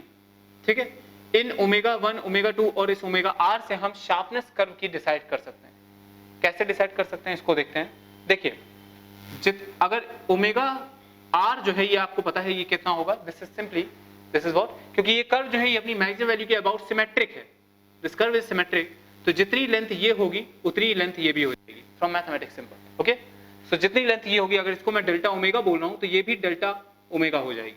ठीक है स्टूडेंट्स, सो स्टूडेंट्स जितना ज्यादा आपका डेल्टा ओमेगा होगा कर्व उतना फ्लैटर हो जाएगा. ठीक है, कर्व उतना कम शार्प हो जाएगा, या फिर हम ये बोल सकते हैं जितना कम डेल्टा ओमेगा होगा कर्व उतना ही ज्यादा शार्प होगा. ठीक है, समझ पा रहे हो? तो जितना कम आपका डेल्टा ओमेगा होगा उतना ज्यादा कर्व शार्प हो जाएगा. क्लियर? तो यहां से ये जो डेल्टा ओमेगा टर्म है, this can tell you something about the sharpness of the curve. ठीक है, ये डेल्टा ओमेगा है ये आपको कर्व की शार्पनेस बताएगा. डेल्टा ओमेगा क्या है? Delta omega is omega R minus omega 1, और we can say omega 2 minus omega R. 2 delta omega क्या हो जाएगा? So this is omega 2 minus omega. Omega R क्या है? This is the resonating frequency, resonance frequency, this is 1 by √LC. ठीक है, तो student basic आपको क्लियर हो चुका है, मेथड आपको सब समझ में आ चुका है. अब हम Q फैक्टर को डिफाइन करने जा रहे हैं. So the third definition of Q factor will be in terms of this omega R and in this delta omega plus delta omega means 2 delta omega. This is called bandwidth. This is called bandwidth. What is it? This is the bandwidth. ठीक है, तो जितनी कम ये bandwidth होगी उतनी ज्यादा sharpness हो जाएगी. जितनी कम ये bandwidth होगी उतनी ज्यादा sharpness हो जाएगी. Means Q factor is inversely proportional to this bandwidth. Q factor is inversely proportional to this bandwidth. ठीक है, और Q factor जो है ये डायरेक्टली प्रोपोर्शनल होगी इस ओमेगा R के. ठीक है, ये ओमेगा R जितना ज्यादा होगा उतना ज्यादा Q factor होगा. तो Q factor की जो डेफिनेशन अगली निकल के आ रही है, the third definition of Q factor, this is this. This is your third definition of Q factor. This is it. Okay, what is it? It is the ratio of the resonating frequency and the bandwidth. Clear? The Q factor is the ratio of the resonating frequency and the bandwidth. Resonating frequency आप इसकी value जानते हो, this is 1 by √ LC, और bandwidth की value हमें यहाँ पे निकालनी है. ठीक है, bandwidth को अभी हम निकालेंगे. यहाँ पे कैसे निकालेंगे? बहुत सिंपल है, सिंपल मैथमेटिक्स से हम निकालेंगे. ठीक है, उसकी बात करेंगे. लेकिन बैंडविड्थ है क्या, ये आपको समझ में आना चाहिए. फिजिकली आपको समझ में आना चाहिए कि बैंडविड्थ अगर कम हो रही है तो शार्पनेस क्यों इंक्रीज हो रही है. तो आप समझ सकते हो जितनी ज्यादा ये वैल्यू कम होगी, ये जो कर्व है ये उतना ही ज्यादा शार्प हो जाएगा. समझ पा रहे हो? अगर ये कर्व मान लो इस तरह से ना जाके कुछ इस तरह से जाता, ये कर्व अगर कुछ इस तरह से जाता, तो ये जो वैल्यू है बैंडविड्थ इसकी और कम हो जाती है, ये कर्व और ज्यादा शार्प हो जाता. So lesser is the bandwidth, more is the Q factor and more is the sharpness of the curve, more is the quality of the curve. ठीक है, so ये चीज important है. So this is your third definition. This is your third definition of Q factor. This is your third definition of Q factor. Students, omega R हमें पता है. Let us find omega 1 and omega 2. ठीक है, तो omega 1 और omega 2 find करने का तरीका बहुत ही सिंपल है. क्या कि हम यहाँ पे जो करंट है इसकी वैल्यू हम इसकी maximum value into 1 by √2 times कर दें.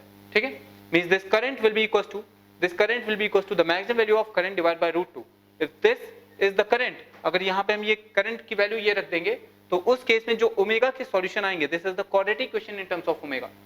This will be the quadratic equation in terms of omega. तो जो भी सॉल्यूशन हमारे पास आएंगे that will be the value of our omega 1 and omega 2. क्योंकि क्वाड्रेटिक इक्वेशन है तो दो सॉल्यूशन आएंगे, रियल सॉल्यूशन. ठीक है, so that will be the value of omega 1 and omega 2. तो चलिए सॉल्व करते हैं. हम करंट क्या रखेंगे? करंट IRMS मैक्स बाय √2 रखनी है, और IRMS मैक्स की जो वैल्यू होती है that is ERMS by R. Okay, so our current will be ERMS by R √2. Okay, ERMS by √2 R. This will be our current, and this will be equals to what? ERMS by R square plus 1 by omega C minus omega L का whole square. Okay, under root. So student जब हम इसे solve करेंगे तो यहाँ से ERMS cancel हो जाएगा. So this is what we have. दोनों साइड अगर हम स्क्वायर कर दें so we have 2R square. 2R square is equals to, this implies 2R square will be equals to R square plus 1 by omega C minus omega L का whole square. Okay, so यहाँ से R square cancel हो जाएगा. ठीक है, so this is our result. Now taking under root both side we will have what? This is R square is equals to 1 by omega C minus omega L का whole square. Under root जब दोनों side हम लेंगे सो यहाँ से square cancel हो जाएगा. This will B plus minus R. ठीक है, तो यहाँ से ये क्वाड्रेटिक इक्वेशन बन जाएगी ओमेगा के टर्म में. This will be simply R omega C plus minus R omega C. Okay, और यहाँ पे आपकी इक्वेशन बनेगी 1 minus, this is simply 1 minus omega square LC. So this is your equation. ठीक है, बहुत ही सिंपल और बेसिक इक्वेशन है. क्वाड्रेटिक इक्वेशन है एक्चुअली, ये आपकी ओमेगा और ओमेगा में क्वाड्रेटिक इक्वेशन है. ओमेगा में ये आपकी क्वाड्रेटिक इक्वेशन है. अगर आप इसको इधर ले आओगे this will be omega square LC plus minus R omega C minus 1. ठीक है, plus minus R omega C minus 1. तो यहां से ओमेगा के दो रूट्स आएंगे. ठीक है, तो पहला रूट जो ओमेगा का आएगा आप श्रीधराचार्य फॉर्मूला यूज करेंगे क्वाड्रेटिक इक्वेशन का. ठीक है, यहाँ पे आप श्रीधराचार्य फॉर्मूला यूज करेंगे. बहुत ही सिंपल बेसिक मैथमेटिक्स है. देखिए, ठीक, I have to rub this all. मैं ऊपर का ये पोर्शन रफ करने जा रहा हूं।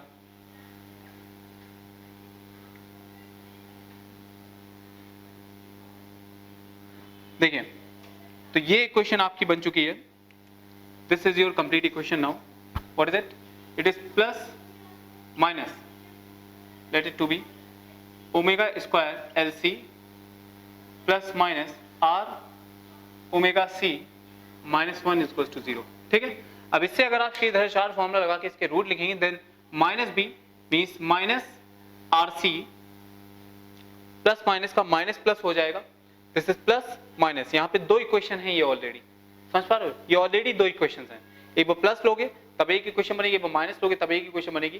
पहली इक्वेशन से भी दो रूट आएंगे और दूसरी इक्वेशन से भी दो रूट आएंगे। ये दो इक्वेशंस लिखी हुई हैं स्टूडेंट्स, क्लियर? ये एक इक्वेशन दिख रही है लेकिन ये है दो इक्वेशन। तो पहले इक्वेशन से जो रूट आएंगे उसमें भी एक पॉजिटिव एक नेगेटिव होगा, दूसरी इक्वेशन से जो रूट आएंगे उसमें भी एक पॉजिटिव एक नेगेटिव होगा। तो नेगेटिव वाला छोड़ देना है आपको, क्योंकि ओमेगा की वैल्यू नेगेटिव नहीं हो सकती, पॉजिटिव रूट्स हमें लेने हैं। So this will be your roots, this will be your 4 roots, minus plus R C plus minus under root R square C square plus 4lc divide by 2lc। This is minus B. ठीक है, minus B जब आप करोगे तो plus minus का minus plus R C हो जाएगा। B is R C plus minus under root B square means R C का whole square minus of 4ac, 4a के साथ lc आ जाएगा और c की जगह माइनस 1 आ जाएगा। तो ये दिस विल बी 4 प्लस का 4lc divide by 2a 2lc, simple. Okay, so this is, these are your 4 roots. यहाँ पे 4 रूट्स हैं। एक बार माइनस के साथ ये प्लस लोगे, एक बार माइनस के साथ ये माइनस लोगे, एक बार प्लस के साथ ये प्लस लोगे, एक बार प्लस के साथ ये माइनस लोगे। ठीक है, तो 4 रूट आएंगे जिनमें से 2 पॉजिटिव हैं, वो दोनों पॉजिटिव रूट्स मैंने यहाँ पे लिख दिए हैं। ठीक है, आपको ये सब कुछ याद नहीं रखना है, आपको याद जो है ये फाइनल रिजल्ट याद रखना है बस। ठीक है, मैं बताऊंगा अभी क्या चीजें याद रखनी है, ये तो डेरिवेशन चल रहा है बस, ये भी इंपॉर्टेंट है, आना चाहिए हमें समझ में, लेकिन याद नहीं रखना है ये सब। ठीक है, सो यहाँ पे जो आपका ओमेगा 1 आया है, this is minus R C plus under root R square C square plus 4lc by 2lc, और जो ओमेगा 2 आया है this is R C plus under root R square C square plus 4lc divide by 2lc। ठीक है, तो omega 1 omega 2 आ गया। हमें students Q factor चाहिए, क्वालिटी फैक्टर चाहिए। ओमेगा आर हमें पता होता है, हमें डेल्टा ओमेगा निकालना है। डेल्टा ओमेगा या फिर 2 delta omega means omega 2 minus omega 1 हमें चाहिए। ठीक है, तो ओमेगा 2 माइनस ओमेगा 1 आप यहां से निकाल सकते हो, सिंपली इनको सब्ट्रैक्ट कर दो। ठीक है, जब आप इसे सब्ट्रैक्ट करोगे then you will have omega 2 minus omega 1, this is 2 delta omega, this is equal to bandwidth and this is equal to L/R। यहां से आप omega 2 minus omega 1 find out कर सकते हो। From here you can find your omega 2 minus omega 1, clear? Omega 2 minus omega 1 and that will be equals to L/R simply, that will be equals to L/R simply। ठीक है, so omega 2 minus omega 1 जो है ये L/R आ चुका है।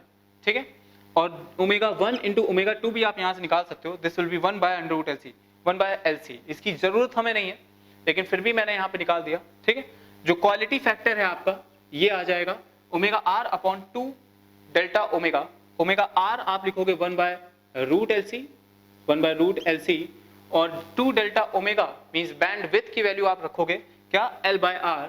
So this is what? This is simply delta omega, 2 delta omega, this is L/R। So this is, यहां पे जब आप L/R रखेंगे तो इसकी वैल्यू जो है ये आप खुद निकाल सकते हो। ठीक है, इसकी वैल्यू आप निकालो और मुझे बताओ कितनी वैल्यू आ रही है।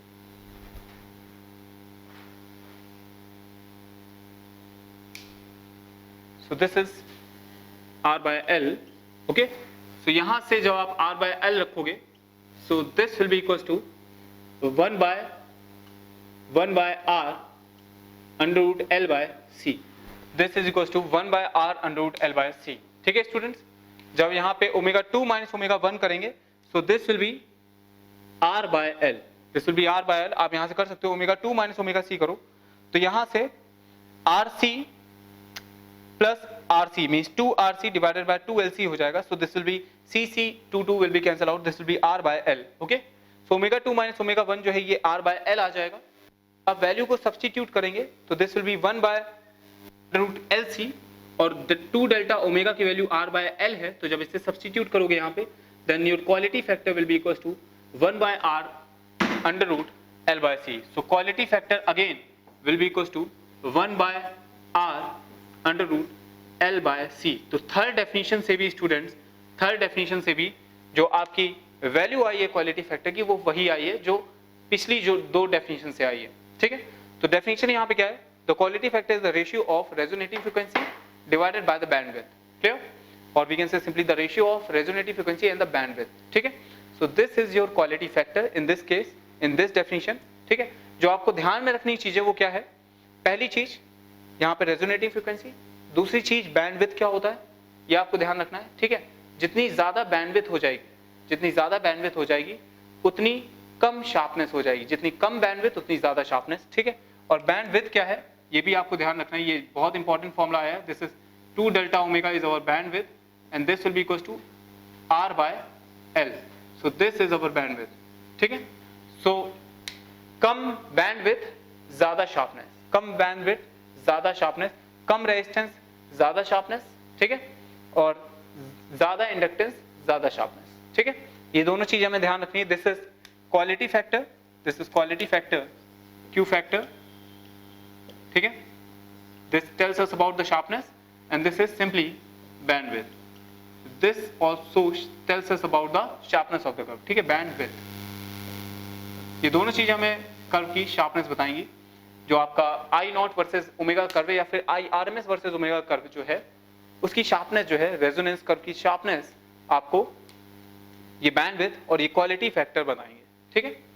So now let us draw some conclusions based on These three definition of quality factors, okay?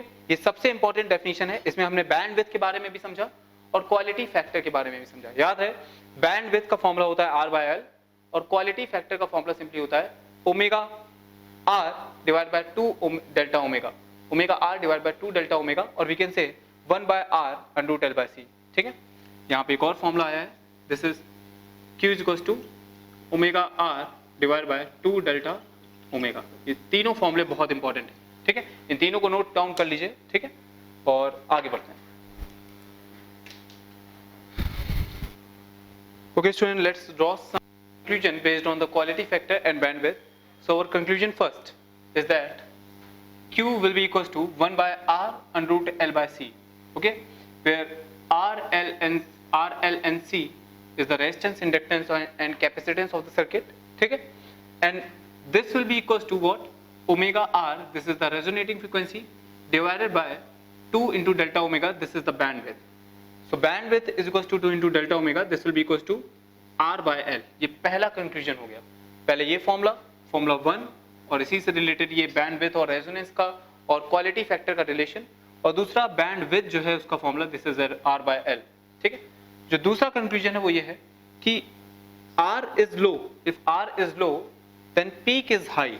क्यों भाई, पीक किस चीज की, रेजोनेंस की। आप जानते हो जो I नॉट मैक्स है, इसकी जो पीक है, this I naught max is simply what, is simply E naught by R, ठीक है। वैसे ये E नॉट बाय Z होता है, लेकिन रेजोनेंस के समय में ये I नॉट जो है ये अपनी मैक्सिमम वैल्यू को अटेन कर लेता है, that is E naught by R, ठीक है, Z इक्वल्स टू R हो जाता है। तो ये जो मैक्सिमम वैल्यू है ये भी आपकी जितना R कम होगा उतनी ज्यादा होगी, means this peak is inversely proportional to your resistance। आपका रेजिस्टेंस हाई हो जाएगा तो ये पीक जो है ये लो हो जाएगी, आपका रेजिस्टेंस लो हो जाएगा, ये पीक और हाई हो जाएगी।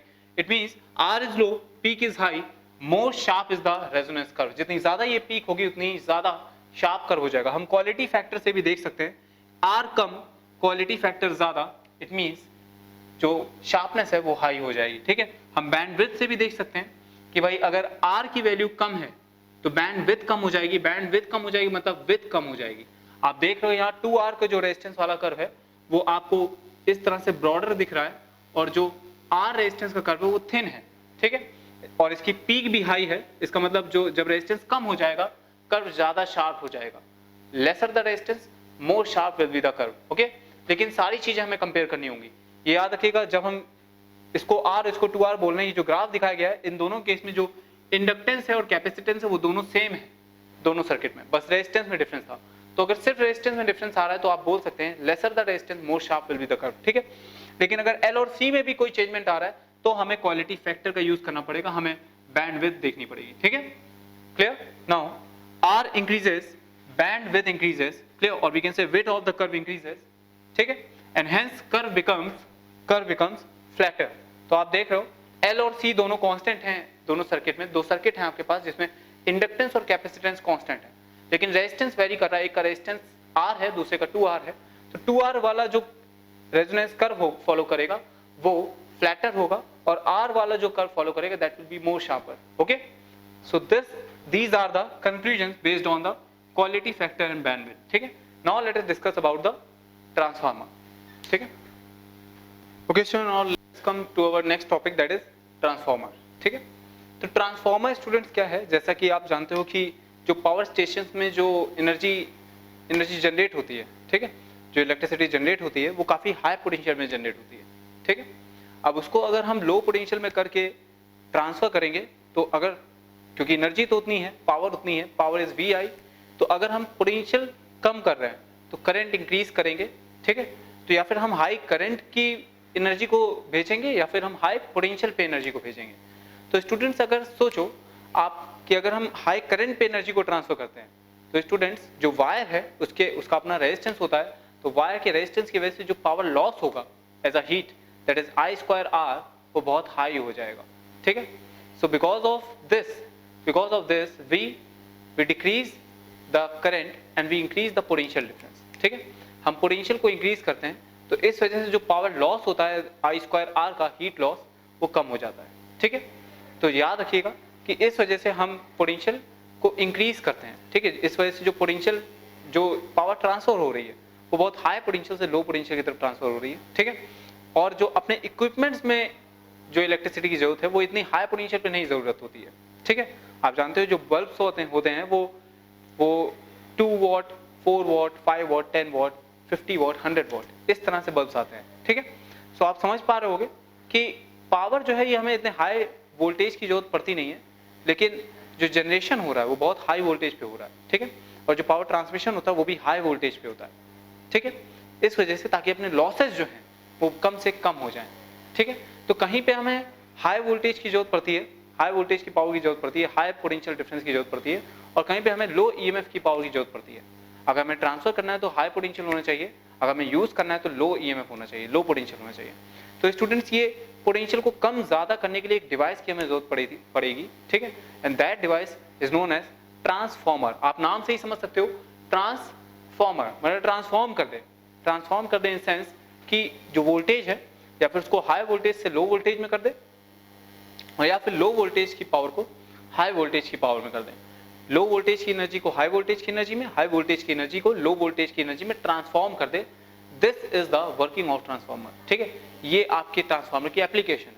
ठीक है, तो ट्रांसफॉर्मर बेसिकली करता क्या है ये आपको पता होना चाहिए कि वो वोल्टेज को स्टेप अप कर देता है या फिर वोल्टेज को इंक्रीज कर देगा, that is called step up transformer, और या फिर वो वोल्टेज को डिक्रीज कर देगा, that is called step down transformer. ठीक है, जो पावर स्टेशन में ट्रांसफार्मर होते हैं that is step up transformer.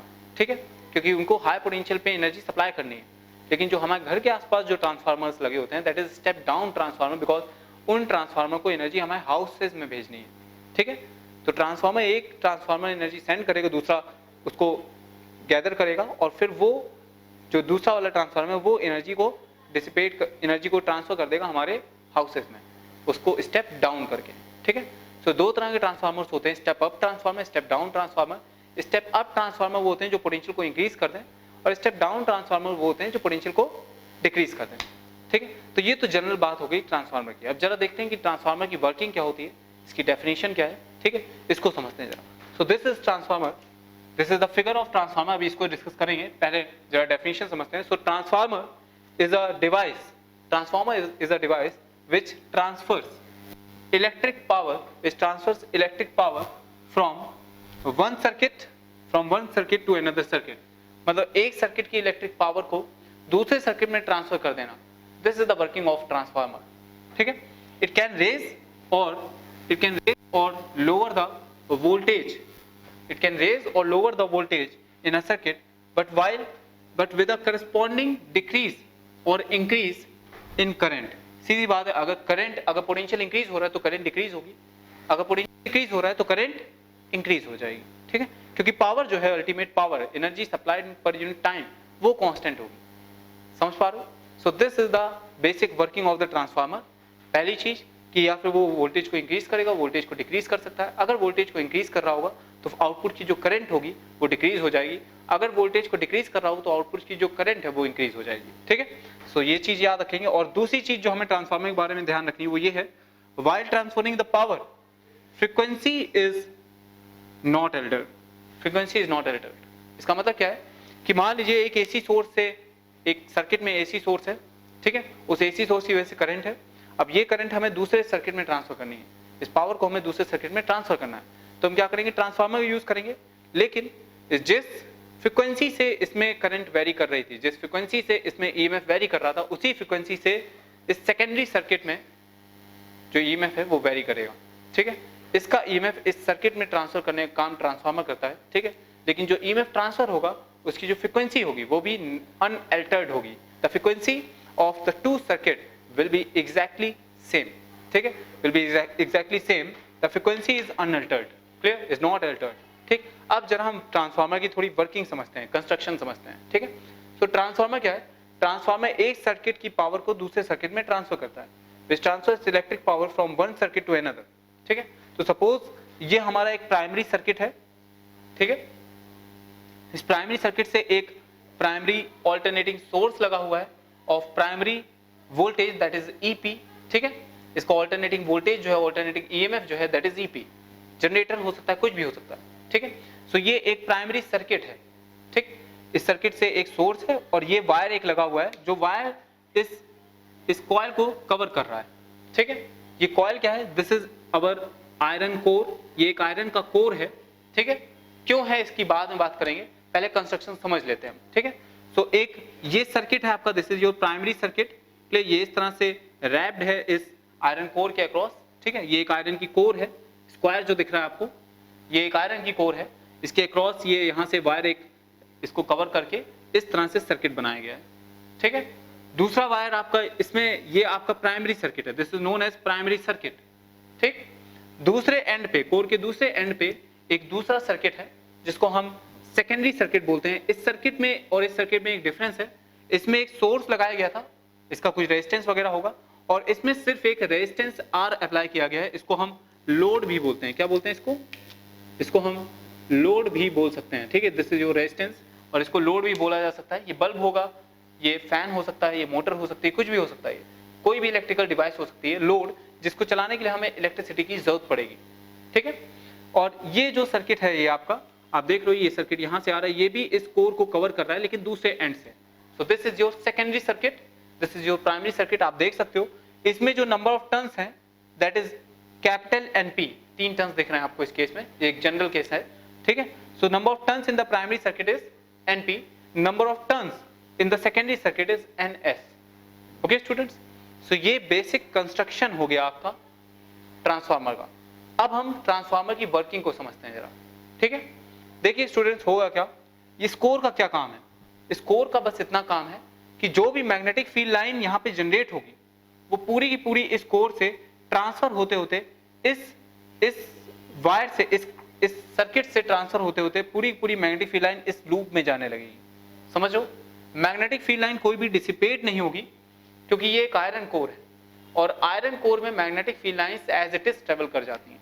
ठीक है, सो इस वजह से जो मैग्नेटिक फील्ड लाइंस हैं, ये मैग्नेटिक फील्ड लाइंस इस कोर में ट्रेवल करेंगी। ठीक है, ये कोर की वर्किंग सिर्फ इतनी है कि मैग्नेटिक फील्ड को ये अपने रीजन से बाहर नहीं जाने देगा, मैग्नेटिक फील्ड को डिसिपेट नहीं होने देगा। ठीक है, जो मैग्नेटिक फील्ड लाइन यहाँ पे जनरेट होंगी वो वापस यहाँ पे घूम के एज इट इज वापस आ जाएंगी। ठीक है, so this is the working of core, इसलिए यहाँ पे ये आयरन की कोर लगाई गई है। ठीक है, आगे बढ़ते हैं। So student, now let us come to the working of the transformer. देखिए होगा क्या, आपको इस सर्किट की एनर्जी को इस सर्किट में ट्रांसफर करना है। ठीक है, कैसे करेंगे, by the principle of electromagnetic induction. So principle क्या है, प्रिंसिपल जो है, प्रिंसिपल इस ट्रांसफार्मर का जो है दैट इज EMI, और EMI अगर मैं बोल रहा हूं तो Faraday first law, second law, Lenz law, तीनों वैलिड। ठीक है, सो इलेक्ट्रोमैग्नेटिक इंडक्शन इसका प्रिंसिपल है। ठीक है, क्या होगा, देखिए जैसे ही आप यहाँ पे जो स्विच लगा है, यहाँ पे एक स्विच लगा है, इसको जैसे ही क्लोज करेंगे, ठीक है, ये क्लोज सर्किट है, इसमें एक स्विच लगा था, जैसे ही आपने स्विच को क्लोज किया स्टूडेंट्स, तभी क्या होगा, यहाँ से एक करंट निकलेगी जो कि इस ट्रांसफार्मर में इस तरह से इस तरह से ट्रेवल करेगी, ठीक है। यहाँ से करंट निकलेगी जो कि इस ट्रांसफार्मर में इस तरह से ट्रेवल करेगी और इस करंट की वजह से यहाँ पे एक फ्लक्स जनरेट होगा, ठीक है, एक फ्लक्स आ जाएगा। अच्छा, अब देखते हैं इसकी वजह से मैग्नेटिक फील्ड की डायरेक्शन क्या है। सो करंट इस तरह से लूप बन रहा है। करंट की डायरेक्शन फिंगर्स को कर्ल करेंगे, thumb will give us the direction of magnetic field, magnetic dipole moment. Clear? तो मैग्नेटिक डाइपोल मोमेंट ऊपर की डायरेक्शन में होगा, मैग्नेटिक फील्ड ऊपर की डायरेक्शन में होगा लूप से, या फिर नॉर्थ पोल साउथ पोल से भी देख सकते हैं। सारी चीजें आपको पता है, सारे फंडे आपको पता है, ठीक है। तो अब हमें क्या करना पड़ेगा, we have to curl the finger along the loop, thumb will give us the direction of magnetic field, magnetic dipole moment. So this is our direction of magnetic field. ये मैग्नेटिक फील्ड यहाँ से इस direction में originate होगी, ठीक है। अब magnetic field क्योंकि इस डायरेक्शन में अगर ओरिजिनेट हो रही है तो आयरन कोर की वजह से ये जो मैग्नेटिक फील्ड लाइन होगी ये पूरी की पूरी यहाँ पे ट्रांसफर हो जाएगी, ये पूरी की पूरी मैग्नेटिक फील्ड यहाँ पे ट्रांसफर हो जाएगी, ठीक है। I hope the things are very much clear. So students, हम बोल सकते हैं कि जो भी मैग्नेटिक फील्ड इसकी होगी वो पूरी पूरी यहाँ पे ट्रांसफर हो रही है। इसी वजह से जो भी फ्लक्स इसके साथ लिंक्ड होगा, इस कॉइल के साथ जो फ्लक्स लिंक होगा वही फ्लक्स इस कॉइल के साथ भी लिंक होगा। समझ पा रहे हो? मतलब जितना भी फ्लक्स इस कॉइल के साथ लिंक्ड होगा उतना ही फ्लक्स इस कॉइल के साथ लिंक्ड होगा। फ्लक्स की अगर मैं बात करूं, मतलब इसके साथ अगर फ्लक्स फाई है तो इसके साथ भी फ्लक्स फाई हो जाएगा, एक कॉइल से फ्लक्स जो लिंक होगा, ठीक है। तो यहाँ पे जो कॉइल्स हैं वो एनपी है, तो टोटल फ्लक्स जो इसके साथ लिंक होगा that is NP into phi, ठीक है। और जो यहाँ पे फ्लक्स लिंक होगा that is NS into phi. What is phi? Phi is the flux linked with one coil, ठीक है। This is B A. B magnetic field क्योंकि जितनी इससे निकल रही है वो पूरी पूरी यहाँ पे आ रही है घूम के, ठीक है, क्योंकि आयरन का कोर है, मैग्नेटिक फील्ड क्लोज लूप बनाएगी। तो मैग्नेटिक फील्ड जो यहाँ से निकली वो घूम के यहाँ पे आ रही है, एरिया दोनों का सेम है। तो एक टन से इसके एक टन में जितना फ्लक्स लिंक्ड होगा दैट इज बी ए, वही फ्लक्स इसके एक टन से लिंक होगा। अगर टोटल फ्लक्स की हम बात करें तो इससे जो टोटल फ्लक्स लिंक है that is NP into phi and this is NS into phi. इसमें कोई समस्या नहीं है, ठीक। आगे देखते हैं। तो यहां से जो फील्ड लाइन जनरेट हुई ये यहां से जा रही है और यहां पे घूम के वापस आ रही है, ठीक है। अब समझने वाली बात यह है कि ये जो फ्लक्स है ये वेरिएबल होगा। क्यों वेरिएबल होगा? क्योंकि ये करंट वेरिएबल है। इस करंट की वजह से जो मैग्नेटिक फील्ड होगी वो वेरिएबल हो जाएगी, ठीक है। आप समझ पा रहे हो? If this current is variable then the flux is variable, and if this flux is variable then this flux linked with this coil also. If this flux is variable then there will be an induced EMF in this circuit. समझ पा रहे हो? क्योंकि यहाँ पे ये flux change होगा, तो यहाँ पे एक सेल्फ इंड्यूस्ड ईएमएफ आएगा, यहाँ पे सेल्फ इंडक्शन होगा, और यही फ्लक्स इससे लिंक्ड हो रहा है तो यहाँ पे म्यूचुअल इंडक्शन होगा। समझ पा रहे हो?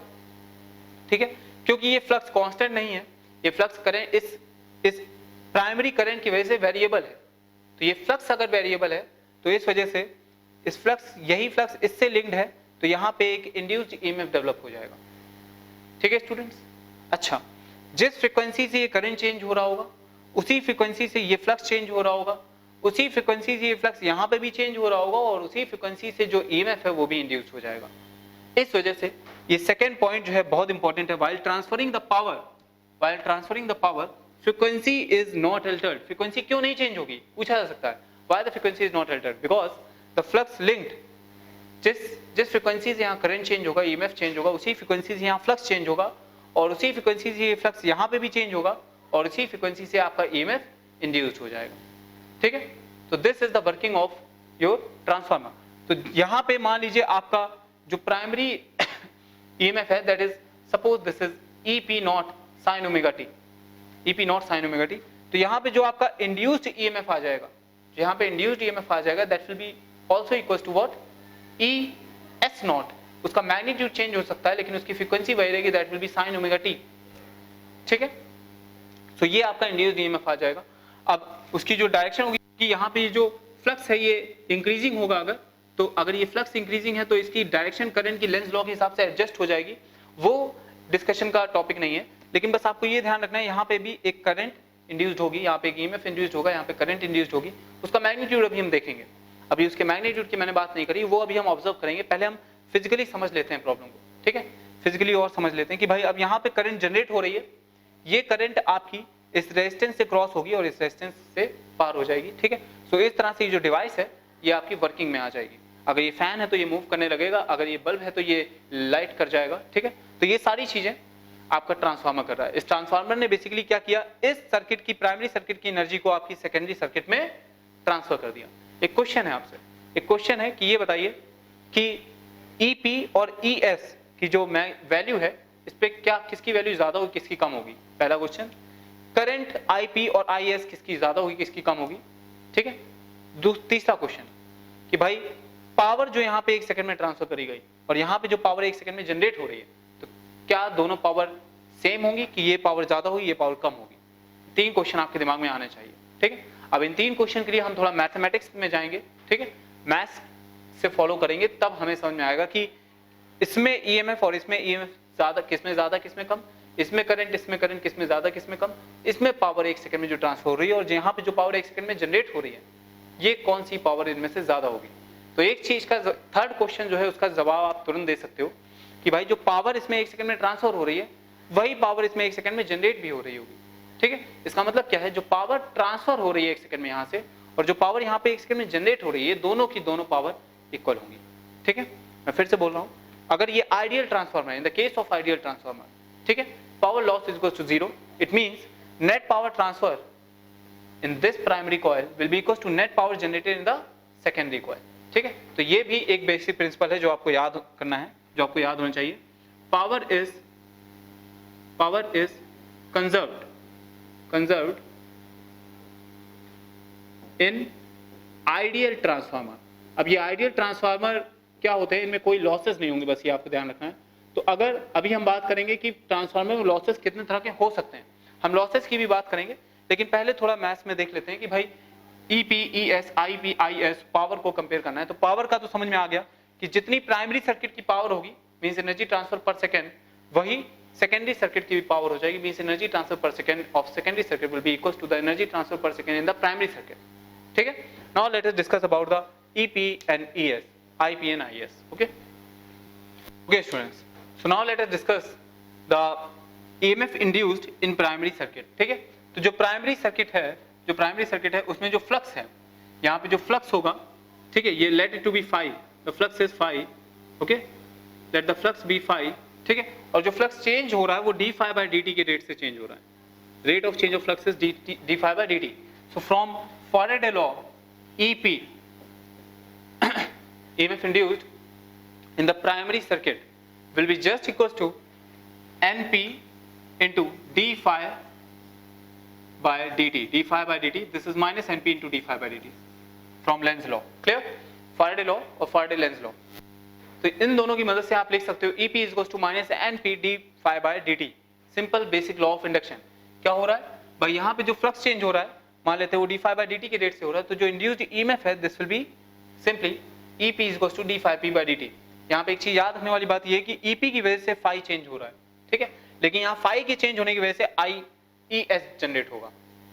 मैं फिर से बोल रहा हूँ, यहाँ EP के चेंज होने की वजह से मींस अप्लाइड EMF के चेंज होने की वजह से फ्लक्स चेंज हो रहा है, लेकिन यहाँ फ्लक्स के चेंज होने की वजह से EMF इंड्यूस्ड होगा, ठीक है। So our ES can be written as minus of NS into d∅ by dt, clear. अगर ये फ्लक्स इंक्रीज हो रहा होगा तो EP अपोजिट डायरेक्शन में लगेगा, और अगर ये फ्लक्स इंक्रीज हो रहा होगा तो ES भी अपोजिट डायरेक्शन में लगेगा। So this is basic relations of our Faraday law. अगर हम इन दोनों को डिवाइड कर दें, if we dividing the both equations, then we will have what, simple EP by ES is equals to NP by NS, okay students. तो यहां से ये बहुत इंपॉर्टेंट रिलेशन आया है, यहां से आप कंपेयर कर सकते हो कि ट्रांसफार्मर जो है ये स्टेप अप ट्रांसफार्मर है कि स्टेप डाउन ट्रांसफार्मर है। If your this relation can be written as wait for a while, okay students, so this relation can be written as ES by EP, this is equals to NS by NP। इस तरह से इस relation को आप याद कर सकते हैं, ठीक है। क्या है ये, इफ यहां से आप देख रहे हो कि अगर NS जो है, NS ये आपका NP से बड़ा हो जाएगा, ठीक है। सो उस केस में ES will be greater than EP, so the transformer is step up transformer। step up का क्या मतलब है कि ये पोटेंशियल जो है ये इंक्रीज कर देगा। यहाँ पे अप्लाइड पोटेंशियल EP है, यहाँ पे अप्लाइड जनरेटेड पोटेंशियल ES है, this is the potential across the secondary coil, this is the potential across the primary coil. So इन दोनों का रेशियो जो है ये NS/NP के बराबर है। इसका मतलब ये है स्टूडेंट्स कि जो आपका ट्रांसफार्मर है ये वोल्टेज को इंक्रीज कर रहा है। So this is step up type of transformer, this is step up transformer, step up transformer. Okay, ये आपका स्टेप अप टाइप का ट्रांसफार्मर हो जाएगा। और अगर आपका if NS is smaller than NP, clear, then ES is smaller than EP, hence the transformer is step down transformer. ये transformer आपका स्टेप डाउन ट्रांसफार्मर हो जाएगा। इसका मतलब ये आपका जो अप्लाइड EMF है और जो जनरेटर सेकेंडरी कॉइल का EMF है वो कम है, सेकेंडरी कॉइल का EMF प्राइमरी से कम है, इसका मतलब स्टेप डाउन हो रहा है, पोटेंशियल डिक्रीज कर रहा है। ठीक है, so this is step down transformer. अच्छा स्टूडेंट्स, अब आप एक चीज अच्छे से जानते हो कि जितनी पावर आप सप्लाई कर रहे हो उतनी पावर वहां जनरेट होगी। इसका मतलब क्या है? For ideal transformer, ideal transformer EP into IP, this is the power in the primary circuit, clear, and this will be equals to the power in the secondary circuit ES into IS, clear, IS, ये दोनों equal हो जाएंगे। इसका मतलब क्या है कि यहां से आप देख सकते हो ES by EP will be equals to IP by IS, simply IP by IS. From this relation, this is the conservation of power, conservation of energy principle for ideal transformer, for ideal transformer, okay, for ideal transformer power supplied will be equals to power generated। ठीक है, और यही ratio आपका NS and NP के बराबर हो जाएगा, and this is nothing but equals to K, which is known as transformer ratio. This is known as transformer ratio.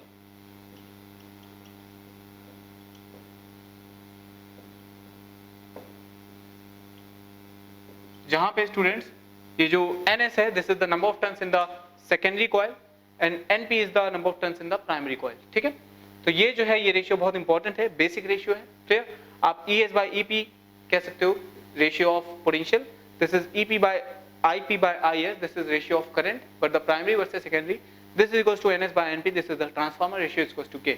ठीक है, अब स्टूडेंट्स अगर मैं आपसे ये पूछूं कि भाई ये बताओ, ये आप बताइए कि अगर ये ट्रांसफार्मर आइडियल नहीं है, ठीक है, if this transformer is not ideal, तो एफिशिएंसी कितनी होगी ट्रांसफार्मर की?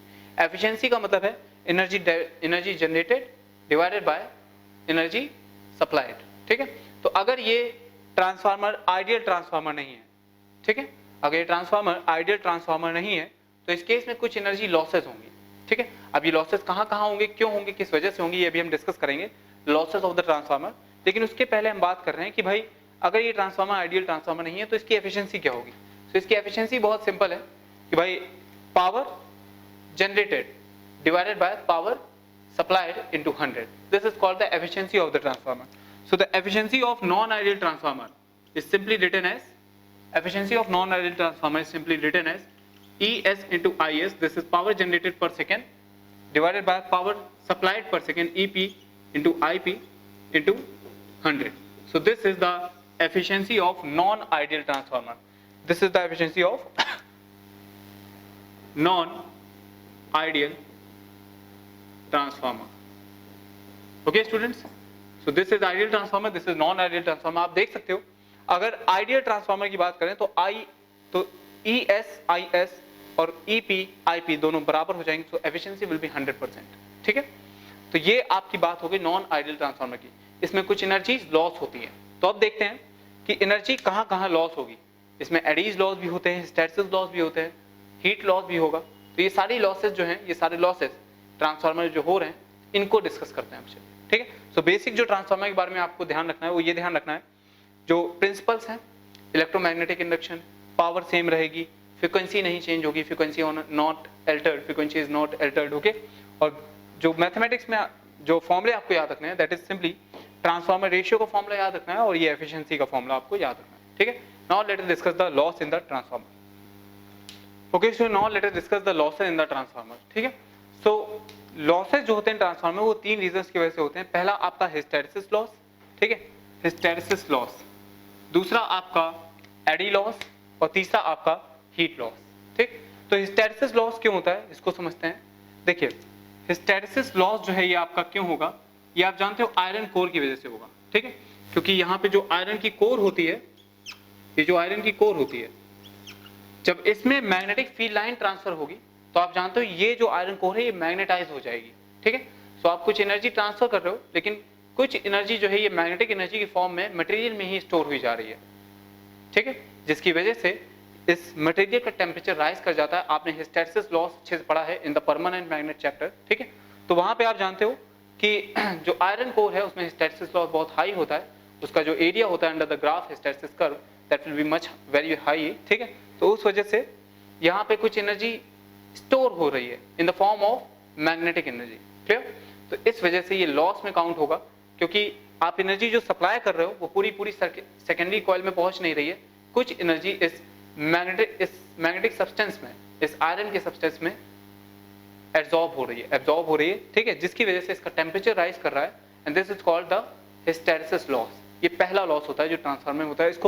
इसको कवर अप करने के लिए हम क्या करते हैं, हम जो यहाँ पे जो आयरन लेते हैं, ठीक है, इस आयरन की जगह हम कोई और सब्सटेंस भी ले सकते हैं जिसमें हिस्टैरिसीस लॉस कम से कम हो। दूसरा लॉस ट्रांसफार्मर में स्टूडेंट्स होता है that is your eddy loss. First is hysteresis loss, second is eddy loss. ये एडी लॉस आप जानते हो क्यों होता है, this is because of the free electrons, क्योंकि ये एक मेटल का सब्सटेंस है, this is iron substance which have the free electrons. तो इसके पास जो फ्री इलेक्ट्रॉन्स होंगे उन फ्री इलेक्ट्रॉन्स से स्टूडेंट्स जब इन फ्री इलेक्ट्रॉन्स वाले एटम से जब आपकी मैग्नेटिक फील्ड लाइन पास होगी तो आप जानते हो क्या होगा, क्योंकि यहाँ पे फ्री इलेक्ट्रॉन्स हैं और वी कैन से एटम के लास्ट शेल में एक इलेक्ट्रॉन है, पैरामैग्नेटिक सब्सटेंस के कैरेक्टरिस्टिक्स होंगे, ठीक है। उसकी वजह से ये जो इलेक्ट्रॉन्स हैं ये आपस में कॉइल करने लगेंगे। इनसे अगर मैग्नेटिक फील्ड ट्रांसफर होगी, पहले यहाँ पे कोई मैग्नेटिक फील्ड नहीं थी, लेकिन जब इनसे मैग्नेटिक फील्ड ट्रांसफर होगी, मींस जब एटम के आउटर मोस्ट शेल में एक इलेक्ट्रॉन है और इस एटम से अगर मैग्नेटिक फील्ड ट्रांसफर होती है तो इस मैग्नेटिक फील्ड की वजह से, क्योंकि यहाँ पहले कोई फ्लक्स नहीं था लेकिन अब यहाँ फ्लक्स आ जाता है, इस फ्लक्स की वजह से यहाँ पे एक इंड्यूस करंट भी आ जाती है। ये ठीक वैसा ही है जैसा पैरामैग्नेटिक सब्सटेंस में हमने पढ़ा था, ठीक है, eddy currents.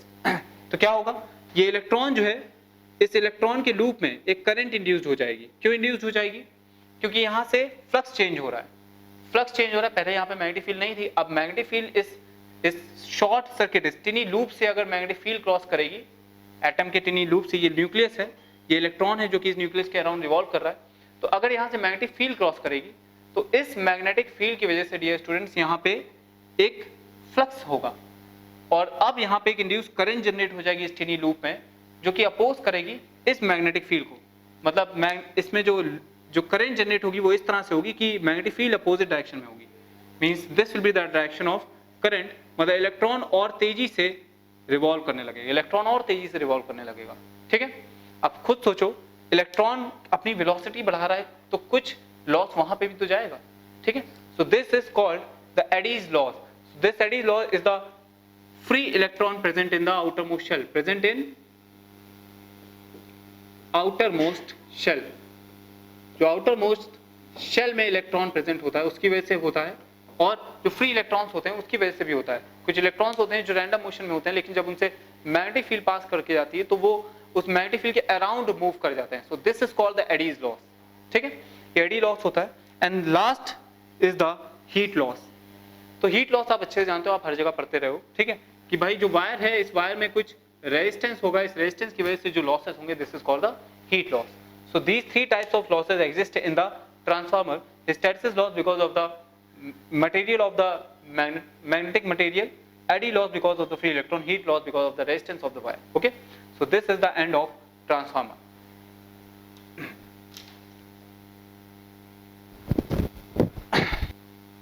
Okay students, so let us discuss this question based on the alternating current. This is the last question of our alternating current chapter. ठीक है, so इसमें क्या करना है, यहाँ पे आपको एक 200 volt, this is the RMS value, अगर कुछ नहीं दिया तो आरएमएस वैल्यू मानेंगे हम, 200 वोल्ट और 50 हर्ट्ज का एक AC सोर्स दिया है जो एक कैपेसिटर और एक रेजिस्टर के अलोंग लगाया गया है, ठीक है। Now R is equals to 100 ohm, C is equals to 100 by pi microfarad. You have to find it is phi, you have to find power factor cos phi.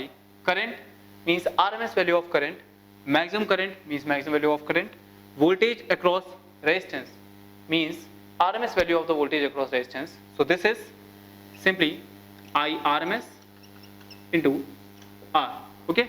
Voltage across capacitance means कुछ नहीं दिया गया तो RMS value हमें निकालनी है. So this is I RMS into XC, okay. Maximum voltage across C and R. So this is what?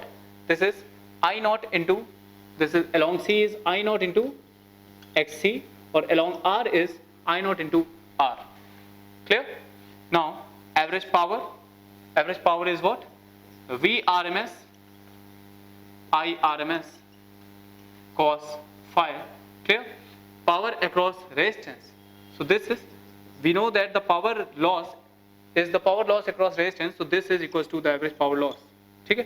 average power loss across capacitance, so this is 0, ठीक है। I as a function of time, so this is what? अगर आपकी जो EMF है, अगर आपका जो EMF है वो आपका E is equals to E naught sin omega t type से है, ठीक है, और फेज एंगल phi है, फेज डिफरेंस phi है, तो your I will be I naught sin omega t plus phi है, ठीक है। अब हम ये ऑब्जर्व करते हैं कि क्या होगा, ठीक है। तो सबसे पहले हमें क्या करना होगा, सबसे पहले इस तरह के क्वेश्चन हम जानते हैं, हमें अपना फेजर डायग्राम बनाना पड़ेगा, ठीक है। सो फेजर डायग्राम बनाने के लिए सबसे पहले हम करंट को फिक्स करते हैं, जो हमारा रेफरेंस होता है दैट इज करंट। तो करंट जो है इस डायरेक्शन में है, ठीक है। सो VL यहाँ पे है नहीं, VC लैग करेगा, VC will lag by pi by 2 and VR is in phase. VR is in phase. So the resultant EMF will be in this direction. Resultant EMF will be in this direction. This is our applied EMF. Resultant applied EMF. जो applied EMF है वो इस resultant EMF के ही बराबर होता है. This is equals to E naught sin omega t. Okay students? So आप यहाँ से E naught निकाल सकते हो. 200 आपको RMS वैल्यू दी है. This RMS value is equals to E naught by root 2. So E naught will be equals to 200 root 2, ठीक है। So 200 root 2, यहाँ पे RMS वैल्यू आ गई, E naught की वैल्यू आ चुकी है, ठीक है। ओमेगा आपको दिया गया है, ये phi आपको निकालना है। phi स्टूडेंट्स हम कहाँ से निकालते हैं? We will find phi from the impedance triangle, ठीक है। तो impedance triangle दूसरी चीज हमें बनानी होती है, तो ये R है, ये आपका XC है, तो ये आपका इस तरह से Z हो जाएगा। This is Z, this will be your XC, this is phi, ठीक है। तो यहां से आप phi फाइंड आउट कर सकते हो, लगा सकते हो आप tan phi will be equals to XC by R, और XC आपका 1 by omega C हो जाएगा, so this will be 1 by omega C R, ठीक है। आप वैल्यूज पुट अप करोगे तो यहां से आपको phi मिल जाएगा। एक चीज आपको ध्यान रखनी है, जो phi है ये आपका जो करंट है ये लीड करेगा, current will lead the EMF, so this current will be equals to I naught sin omega t plus phi types, ठीक है। ये आपका IT हो जाएगा, और आप जानते हो कि I और VR जो है सेम फेज में होते हैं, सो आपको जो VR होगा this is VR not into sin omega t plus phi, phi आप यहां से निकालोगे, ठीक है। And your VCT is what? VCT is at the lag of pi by 2, so this is VC not into sin omega t plus phi। ये आपका जो है दिस इज योर करंट, ठीक है। ये आपका करंट का फेज है, तो जो आपका VC आएगा ये करंट से pi by 2 से लैग कर रहा है, so this is minus pi by 2 here, okay. So this is your VC not. ये सारी चीजें आप जानते हो। तो सबसे पहले आपको इंपीडेंस निकालना है। इंपीडेंस आप यहां से निकाल सकते हो, simply impedance is what? Under root R square plus XC का होल स्क्वायर, ठीक है। XC आप निकाल सकते हो 1 by ओमेगा C से, सिंपल है, ठीक है। ओमेगा की वैल्यू आपको दी है, ओमेगा आप निकाल सकते हो, omega is equal to what? 2 pi f, 2 pi 50, so this is omega 100 pi, clear. तो 100 pi जो है ये ओमेगा हो जाएगा, omega 1 by omega C, C आपको 100 by pi दिया है, तो यहाँ से आप XC भी निकाल सकते हो, XC निकाल दोगे R आ जाएगा, ठीक है। तो यहाँ से आगे बढ़ोगे, phi आपने निकाल रखा है, phi यहाँ से निकाल दोगे and you will get power factor. Power factor is what? This is simply cos five, ठीक है, ये cos फाइव हो जाएगा। आप जब xc की वैल्यू निकालोगे, so this is simply xc will be simply equals to r। जब xc की वैल्यू निकालोगे तो xc की वैल्यू 1 बाय ओमेगा c की वैल्यू जो है ये आपकी r के बराबर आ जाएगी, 100 पाई के बराबर आ जाएगी, ठीक है। सो यहाँ से पावर फैक्टर, पावर ये जो है ये एंगल 45 आ जाएगा, ठीक है, और ये जो है ये √2r के बराबर हो जाएगा। This cos five is equals to 1 by √2। आप मैच कर सकते हो answers.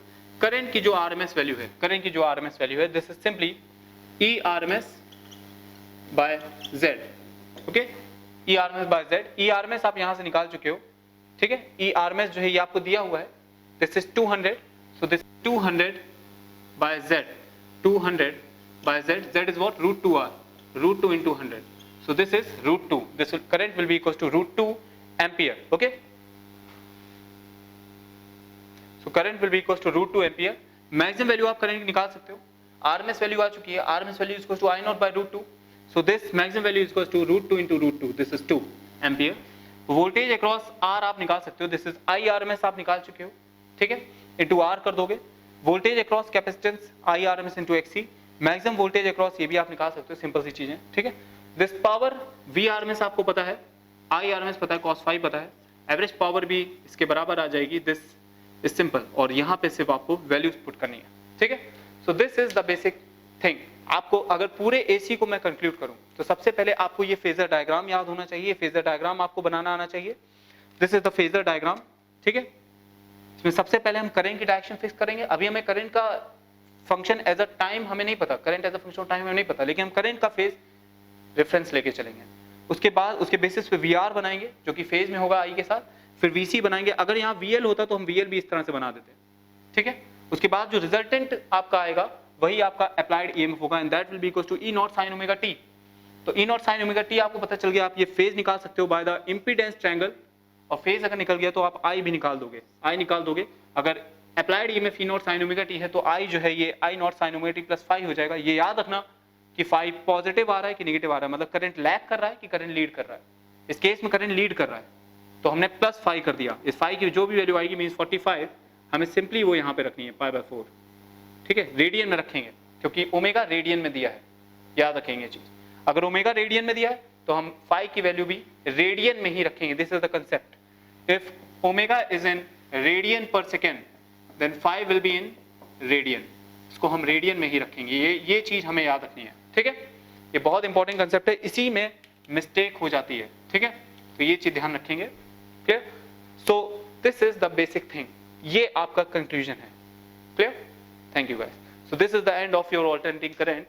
I hope the things are very much clear. I hope कि आप अपने नोट्स साथ साथ बना रहे होगे, ठीक है, और आप प्री रीडिंग्स करके आ रहे होगे। तो इसके बाद हम जो चैप्टर देखने वाले हैं that is our electromagnetic wave, बहुत ही छोटा सा और बहुत ही सिंपल चैप्टर है।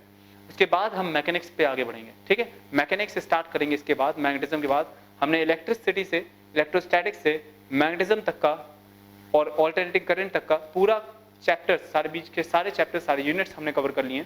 Now we will move toward the mechanics after electromagnetic wave. So I hope the things are very much clear to you. Thank you guys.